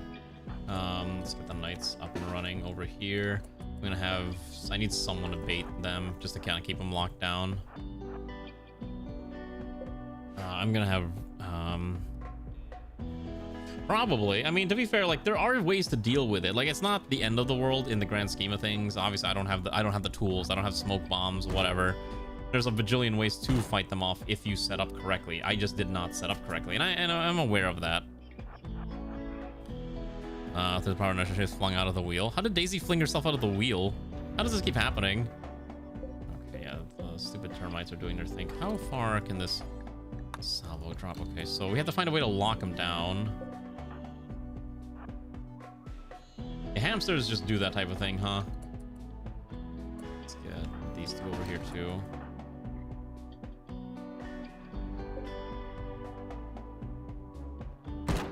Okay.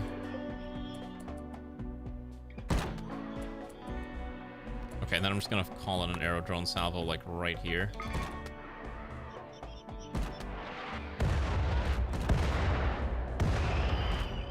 Oh, there goes Garm. Just completely clobbered by a thump cannon. All right, let's get you out of there. Okay, have these three assassinate this thing. Okay. All right, let's just have you tend here. I forgot Ray has this stupid ability where she can just call in the stuff because she's technically a praetor or something. All right, they can just clobber the termite to death. Okay. So she stop running. You're gonna add more bedding around the wheel for a pan. I mean, that's probably a good idea. You probably don't want her getting, you know, dying because she flung herself too hard into the glass cage, even though she's not in the glass cage. They destroyed my poop box, which is kind of annoying, so now I have to figure out how to deal with that problem. All right, that was an annoying fight. I don't want to deal with that again. I hate fighting mechanoids. I want him to send me anything that's not mechanoids. Change this real fast to say wealth independent progress mode is fine. We'll cap it at like 8 years. Should be okay. I don't mind the threats getting stronger, but I want to fight not mechanoids. Please! All I ask of you, game. Oh, alright. Is our wealth that high? That it only wants to send mechanoids at us? Is it actually? What's our wealth? 200,000, 260 is still usually not enough to force only mechanoids. Usually it still throws in some like industrials and some maybe a little higher than that. I'll buy their medicine. I'll buy their Prometheum FSX. That's fine. I will sell them. What do I not need here? There's not much I can sell them that they want. I'll sell them this Ratkin sword, I guess.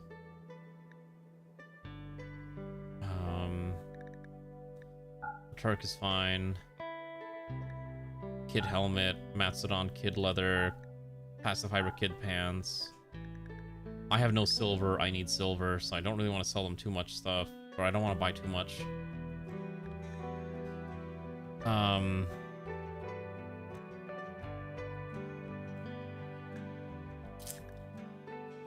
Let's sell the poor crossbow, and then I think we just don't buy that much stuff. We're just gonna sell them stuff because I kind of need to keep all the other stuff, because unfortunately these people will not buy cloths in large quantity, and I need to sell them to the next highest bidder. I don't really care about that FSX and plasteel. That's fine. Let's find a way to... We need to find a way to warm up the colony as well now that we're approaching winter time, and winter means coldness. I'm gonna crank this up just a little bit. Oh, we don't need that much. Okay, so yeah, we're gonna figure out how to do the we gotta figure out how to make the... We need to figure out how to make the base warm. Also, we should probably stop making kebabs.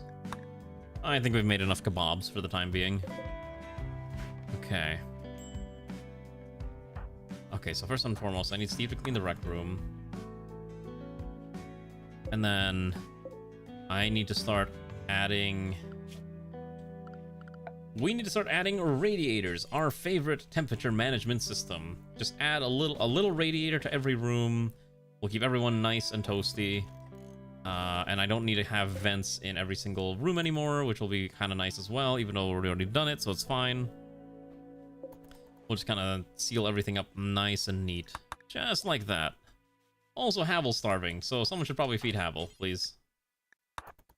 God, these gutworms are gonna be the end of me. I'm so sick and tired of... Like, the fact that we got hit with 3 different... It was either, like, mechanites, mechanites or gutworms. It's insane how annoying that is, and I don't know how long do fibrous mechanites last. I'm gonna Google this. Fibrous mechanites Rimworld, let's see. Fibrous mechanites last will only be cured with time. And will remain the same length no matter what you do. That's so annoying. Hello, Interest. How are you doing, comrade? How have you been? How was your stream? How's your... I assume you're doing Rimworld still with that Isekai mod, right? How was that? Hopefully that's been fun and exciting. And not at all a disaster. I am vaguely interested in that Isekai RPG leveling mod just because it seems incredibly silly. But hopefully you had a lot of fun with your stream. But thank you for the raid. For those of you who are new here, my name is Oak. I play funny strategy games. We're doing Rimworld. We have our cute little ratkin-based colony where we're doing ratkin-based things like establishing a ratkin-based hospital. This rank was impossible. What do you? Oh, there's an. Oh, did you? Is it the finale? Are you actually done with the run, or was there just like? I actually don't really know the full mechanics of the Isekai leveling mod. It's something I want to try at some point, just because it seems completely out there, but I'm also aware that it just seems a little jank. What do you mean? Oh, like higher levels make you work even faster? Like really fast? Kill more, do and get more XP and higher rank. Oh, I mean, isn't that how it works? And like, have you ever read an have you ever read an Isekai? Like the disparity between like ranks E to D to C, B, and A is just like, it's actually insane. I've seen them before where it's like a 10x in between each level of like efficiency. It's almost like a cultivation type of nonsense where you just get comically stronger every passing time. Oh, that stew was made by someone who's not very good at making stews, I guess. Everyone's getting food poisoning. Oh, boy. We got food poisoning. Everyone's getting food. Who's cooking this stew? Oh, it's probably me. Oops. Okay. I mean, I might need to take a look at that at some point, because it does look kind of interesting. Like I said, one of these days I might want to use it, but I just don't know when I would actually use it in a run proper. Oh my god, everyone, the stews were so bad. Everyone's getting food poisoning from the stew. Was it me? I think, oh, I'm the lowest cook rank, so it's probably me. You gotta set up the big focus on getting lots of kills and having as little downtime as possible. Ah, okay. You know, oh, you know, that's a good Winston Waves with Isekai leveling. That actually might be fun. It's like a one-time thing, like a one-time stream special. I could see myself doing that. Maybe like a few streams. That could actually be kind of interesting. Maybe we'll give it a shot. That does sound like a really cool concept. Hopefully it was fun though. I know it gets a little silly sometimes playing with that type of mod content, but it is what it is. Get rid of these. We don't need this anymore. Also, I'm gonna put chem fuel in here. I think it's fine until I know what I'm gonna do with that. You can have enemy scale with your rank. How does it work fighting mechanoids with your RPG Isekai powers? Isekai, yeah. I still can't believe this thing is compatible with various other mods. Like Combat Extended and all this other nonsense. You can either have the mech spawn or without ranks they scale. Okay, got it. And any race can be affected, right? You don't have to rely on a specific like race mod. It's just like anything goes type of deal. Gosh, it's so cold in the colony now. We gotta figure out how to heat this up. I would close this door. Okay, let's get rid of this and this and this and this. I'm gonna start adding more of these illuminated end tables. Wait, we can make Bashi a character with RPG stats. That sounds incredibly cursed, but also incredibly hilarious. I may need to look into this a little more. That does sound very funny. Very anime core. I've been trying to read some Isekai recently, and honestly, I haven't found anything that's caught my eye in that's super interesting. I'm mostly just kind of reading the same garbage, and I need to find something new. because like I said before, isekai is kind of like a guilty pleasure. Harem isekai is probably like the guiltiest pleasure of them all. It's terrible. It's probably not, it's not very good. Oh, speaking of isekai and anime, I just wanted to say something real quick. So I mentioned this before, but one of my favorite anime of all time is Hidan no Aria. Hidan no Aria has gone, it's now in its 20th year anniversary since the anime aired, which made me feel ancient for one, and two, I was kind of surprised, like, it's been 20 years. And oh geez, that's a wild dragon. Can we tame it? We'll try taming it. So I was very happy that they said they were gonna do some special work for the fact that it's 20 years for Hidano or Zero no Sakaima, and they announced that they're doing a very special like exhibition in, I think in Shibuya, or it might have been Akihabara, one of the two. And I really wanted to go. I was like, oh my gosh, it's this year. And then I looked it up and it's in August. And I'm like, you've got to be kidding me. The timing is awful.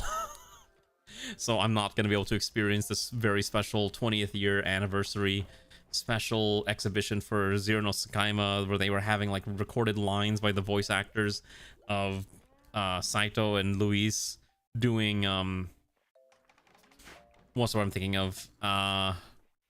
You know, to like guide you through the exhibition. I was so sad. I was like, no, I really wanted to see it, but alas, it shan't be. And that's how it be. Hello, Nutmegs Reborn, how are you? Also, I forgot, let's get Ranu dropping that giant stack of, oh, you only have 1 silver. What happened to the rest of the silver? Let's get the rest of the silver ore. Come on, game. I know there's silver ore. Okay, there's an entire meteor full of silver. Let's get that entire meteor. There's also a bunch of other things we gotta hunt down too. Hopefully this dragon doesn't do anything. I mean, it's kind of there.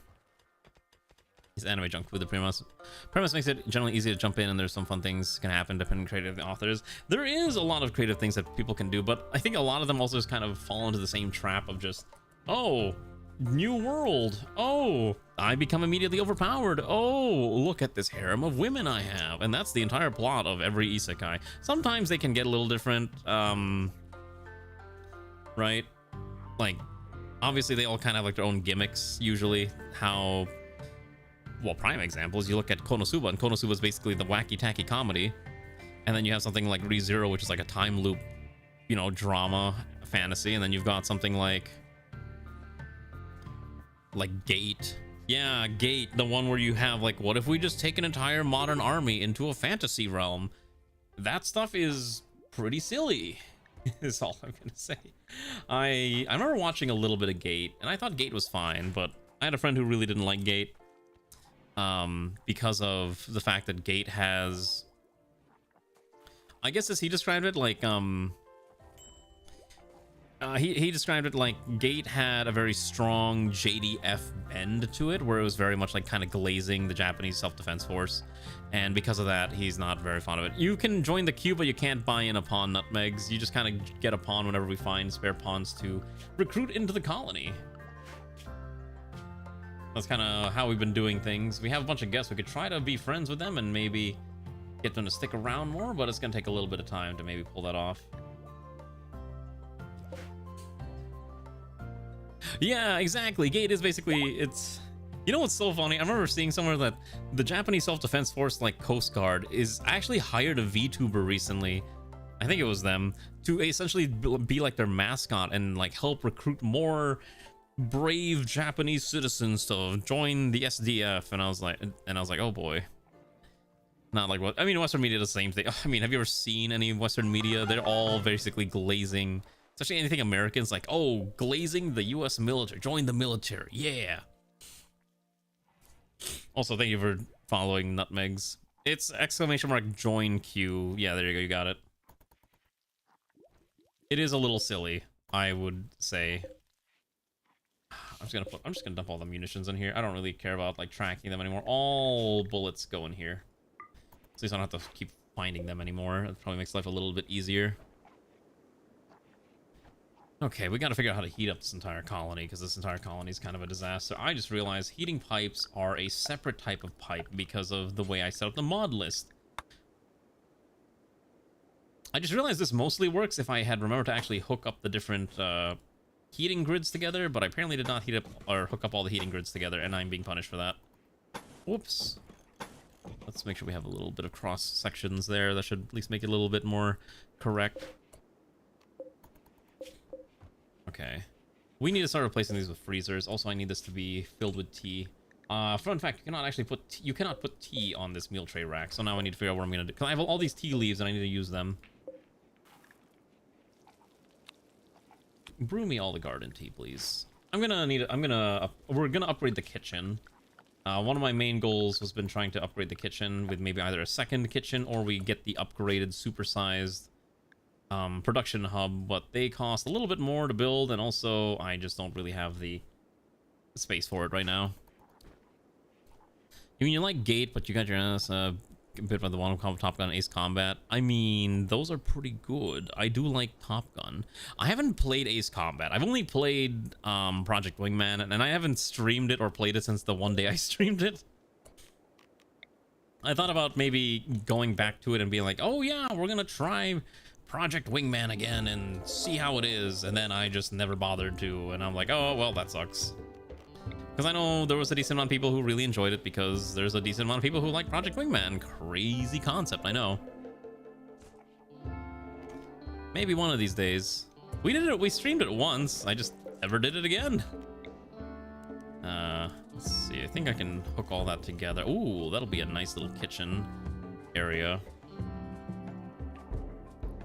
Then we're gonna move the cabinet also over here.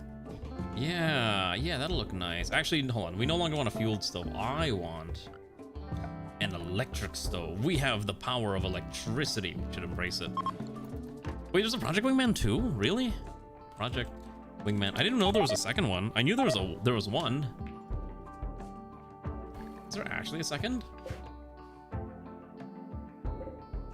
We gotta cut that devil strand. Oh boy, are we gonna get that devil strand in time? Oh boy, I need Alana to get over here and start cutting the crop real fast. It's getting too cold for them. This is gonna die. Oh, stream 2 went. I don't know. I have to think about it. I actually kind of uninstalled it because I needed the space for a different game. I mean, I know people enjoyed it, and I had fun with it. I don't think Ray liked it because I know she gets motion sick, but she said it was okay because she was just gonna listen to the stream and not really watch it, if that makes sense. That's usually what happens if she can't, like, watch a thing. What other, like, isekai, like, glaze the JDF? I don't know. I know Japan's trying to, like, I've been seeing stuff about, like, Japan slowly starting to rearm, and I'm like, oh boy. We're entering an interesting timeline, I guess. But yeah, Gate.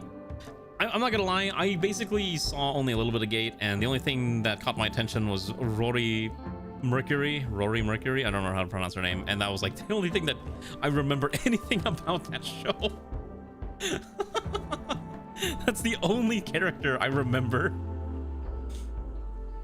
And then I remember something about them shooting down a dragon with an RPG, because it turns out modern military equipment against fantasy creatures, generally modern military equipment wins in that type of fantasy. I don't know, sometimes I can remember other characters if they're at least interesting, but it really depends on the show. But yes, generally most people are going to be like, ah yes, waifu characters, etc, etc, etc, is what everyone's mostly going to be paying attention to. Oh gosh, we don't have enough warm clothes, I guess.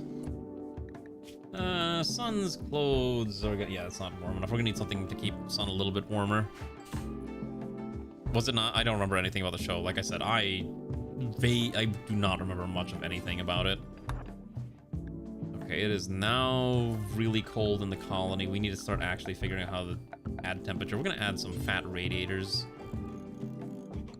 here. We're gonna be burning through a lot of steel right now, so hopefully we can survive. I did not realize how cold it was getting. Also, oh, the hospital needs. Oh shoot, I forgot about the hospital. Ooh, yeah, that's a bit of a problem. It's probably easier to just put a heater for the time being, until I can figure out how to get the rest of this area nice and toasty. You can't. I have basically disabled buying most things in for this. I I know you're trying to buy stuff, but you can mostly just finagle your pawn. There's a couple events you can buy. Yeah, the purchase list is inaccurate. I have not updated that in like 3 colonies. I'm so sorry. I have been very negligent in updating that thing. Yeah, I'm very sorry. I have not updated that in a while. I got kind of lazy for like a while because I have to log on to GitHub to update it, and I don't like logging onto GitHub because I always forget which account it's under. And then uploading the correct file is just... I'm lazy. I'm sorry. I'll try to get it prepared next time. I'll say today, and I'll probably forget by next week. Okay. Can we finally get this hostage? Can we finally get this entire colony warm again? Okay. The other problem, too, is I'm running out of warmth in the colony. Okay. As long as we're not using too much power... Alright. How do we get more power in the colony? I guess one option is we could add windmills. There is a lot of space we could add windmills here. And it wouldn't seem that out of place, right? If I add a bunch of wind turbines. Oh, never mind. Raise monuments in the way. Ugh. What if we do it like... 1, 2... Well, right now we are just kind of going through all the medieval technology, and then we're going to start moving into industrial, or getting more industrial technologies. Probably our main goal right now is to just get our defenses up and running. So anything that would, like, we could add mecha gears, or we could add, basically, we could either move into... We're basically at a pivot point. We can either move into DMS, Dead Man Switch, or we can continue moving down another path and maybe just going for hyper-industrialization with Rim Factory. Or we could just go straight for the Rim. We do have a lot of the Rim or Ratkin stuff. We probably could get Ratkin Demon equipment, which will include things like flamethrowers and assault rifles and basically World War I Ratkin gear. Or it's actually World War II Ratkin gear. What is the Angry Rat Project? Oh! Wait, didn't I find the thing for this? Oh, you need 2 tech prints. And we bought 1. I really want this. This seems really funny. Can you imagine giving a Ratkin a chainsword? What do you do when the research needs a space? What do you mean a space? You just you can't buy research, I think. You just kind of see what research. Also, you just kind of make it 1 word. I'm pretty sure. I don't let people buy a lot of stuff anymore because I like to be able to play the game in a way, if that makes sense. Because if people just buy everything, the game becomes a little too, you know, it's too quick. It becomes too quick, and where's the fun in that? I need to be able to suffer a little bit. That's a lot of steel. Oh, that's a lot of steel for that wall. But I need to make that wall. Oh gosh, I'm not gonna have enough steel, I think. We may need to go start trading to acquire large quantities of steel at some point. It's not as much as I don't want to. I think it might be a requirement. Also, I still don't know what I'm gonna do with this dragon. Who's our best animal tamer? Our best animal tamer is Garm, who is currently incapacitated and thus cannot attempt to tame the dragon. All right. Hopefully Garm feels better soon, but those fibrous mechanoids just kind of suck. Yikes. That's a raccoon. Can I slaughter this, or do you really want to keep the raccoon? What are you trying to do with this raccoon? How badly do you want to keep it? You can kill it? Fantastic, because I really don't want to keep that thing. Oh, I definitely want to end that thing's existence. Alright. If only we had someone with inspired... If someone had inspired taming, I could maybe try to tame the dragon, but unfortunately no one's got inspired taming, so that ain't happening anytime soon. Unfortunate. Yeah, trust me, we're trying to get our guns upgraded. The Ratkin have access to better firearms. I need to get Kefir a new gun, too.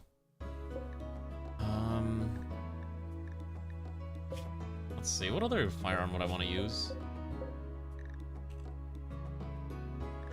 Sniper rifles. Oh, we have LMGs. Actually, an LMG might be fine. Firing is probability of interrupted by jamming. Maybe we build one machine gun and we can give it to someone like Avriel, and Avriel can just be like a machine gunner. Ever read that manga where the MC is a spirit possessing monsters in a dungeon? It's called Spirit Migration. I don't think I've read that one, no. Let me look at it. Let me look it up. No, I have not. Also, why does the main girl look like Noelle Vermillion? Actually, I've seen a lot of that type of genre now for isekai, where it's like, oh, I've been reborn, but now I'm the dungeon core, or I'm the dungeon manager, or I control the dungeon, and it's like that's the whole gimmick nowadays for some of these that I've been reading. It's kind of a cute gimmick, where it's like, oh, you know, they can't leave and they have to protect. If the dungeon dies, then they die too, type of deal. So it becomes like a power trip fantasy, which is kind of fun too. Like, you can definitely see like the trends of isekai and all that stuff. I remember reading somewhere that Kadokawa, or one of the other major publishers, was like, we need to stop, we're publishing too much isekai, we need to start publishing other stuff. And they've been trying to like reach out to like Western authors to see if any of them would be, you know, write something that would appeal to like a Japanese audience type deal, which is why I know they had like that contest recently where they're like, oh, the winner gets to be published in Japan and all that stuff. I'm like, ah, yeah, that's the thing. Yeah, Dungeon Master type stuff too. I used to read a lot of like the web novels too on like Royal Road. That's like a very popular genre. All right, all of our crops are dead. It's winter. It's too cold now. Not really worth trying to grow anymore. Yeah. Research is, it just tells you what we're researching. It doesn't let you research it for us. You can't buy the research. You've never been allowed to buy the research. Yeah, you can't just straight up buy the research. You gotta wait for us to research it, which thankfully we have dedicated researchers to do researching things when we can. What's the temperature gradient in the colony? Ah, look at all that really nasty areas. Okay, so we're gonna copy all of this. And then I'm just gonna dump it in here. And then I'm gonna get rid of this thing. This is no longer needed.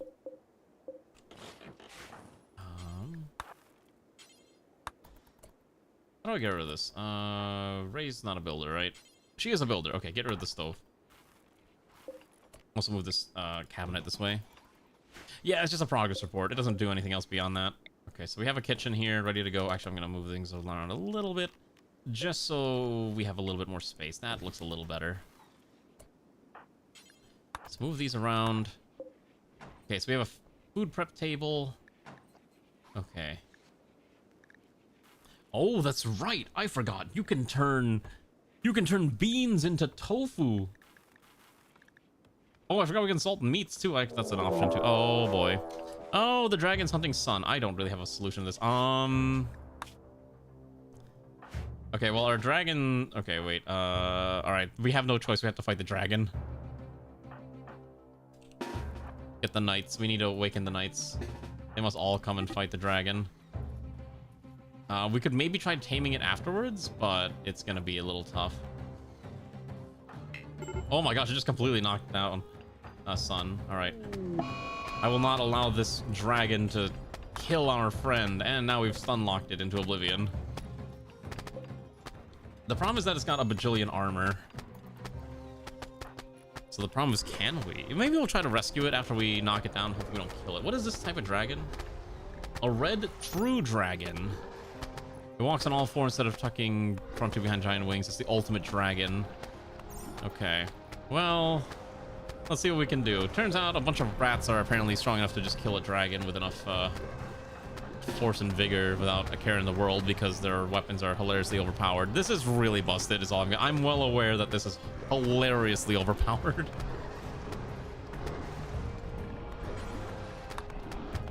Yeah. Oh, we killed it. Okay, well, that's the thing. I appreciate a properly balanced mod. Unfortunately, my runs just turn things into being very unbalanced very, very quickly. How much meat does this thing provide? This thing produces 644 meat. Unfortunately, it was also pregnant with an egg, but unfortunately I killed it, so I guess we're not getting a free dragon egg anymore. Bit of a shame, but that's how it be sometimes. Alright, let's go just have Ray butcher all these creatures. Overall, we didn't get to expand the colony too much, but you know what, we tried, and obviously we're going to keep adding more to the colony as time goes on. Bit by bit, our little home is getting more advanced. Our next major goal, once we get this wall sealed off, is we need better weapons. Also, I need to seal this section off as well. Commit Konjiki no Word Master. I don't think I've read that. Konjiki no Word Master. Let me look this one up. Yeah, I don't think I've read this one, but it might be interesting. Let me give this a read at some point. It's a web novel? Okay, got it. God, I'm still misreading Hidan no Aria. I should read Hidan no Aria again. I should reread Zero no Tsukaima, because I still think it's interesting that Zero no Tsukaima ultimately never got a official English translation, because I remember the rights for the translation was bought by a company, and then they just never did anything with it, and it's just like, but why? They had every opportunity, and they chose not to do it, and they squandered one of the greatest anime properties to have ever existed. I love Zero no Tsukaima. I will glaze it until the day I die. Also, I just realized how late it is. Okay, so I mentioned this earlier. I am not streaming tomorrow. I am going to be out eating at a nice restaurant and enjoying some wonderful, delicious food, and basically taking a break from streaming in the middle of the week, because I streamed basically every Monday through Thursday for like the past 5 years. I rarely take a break, and so tomorrow I'm just gonna take a bit of a break. Sorry. I'm really sorry. And I'll be back on Wednesday with Fire Emblem, and then Saturday we'll see what we do. Could be anything. Could be more Rimworld, or it could be something different. I don't know. We'll see what I'm in the mood to do. We'll raid Sai. She's playing something. I think she's collabing with someone. Let me take a look. I don't know what the heck she's doing. She's up to something. Yeah, she's playing, I guess something from this, whatever the fest is. Whatever you call it. The next fest. All right, anyways, good night, everyone. Say hi to Sai. She's a good lass. I'm gonna go do other things for a bit and then go to sleep. Thank you for joining on Rimworld. Hopefully next week will be less mechanoids. I would like to fight something that's not mechs. All right, goodbye. Thank you for joining. I pass out now.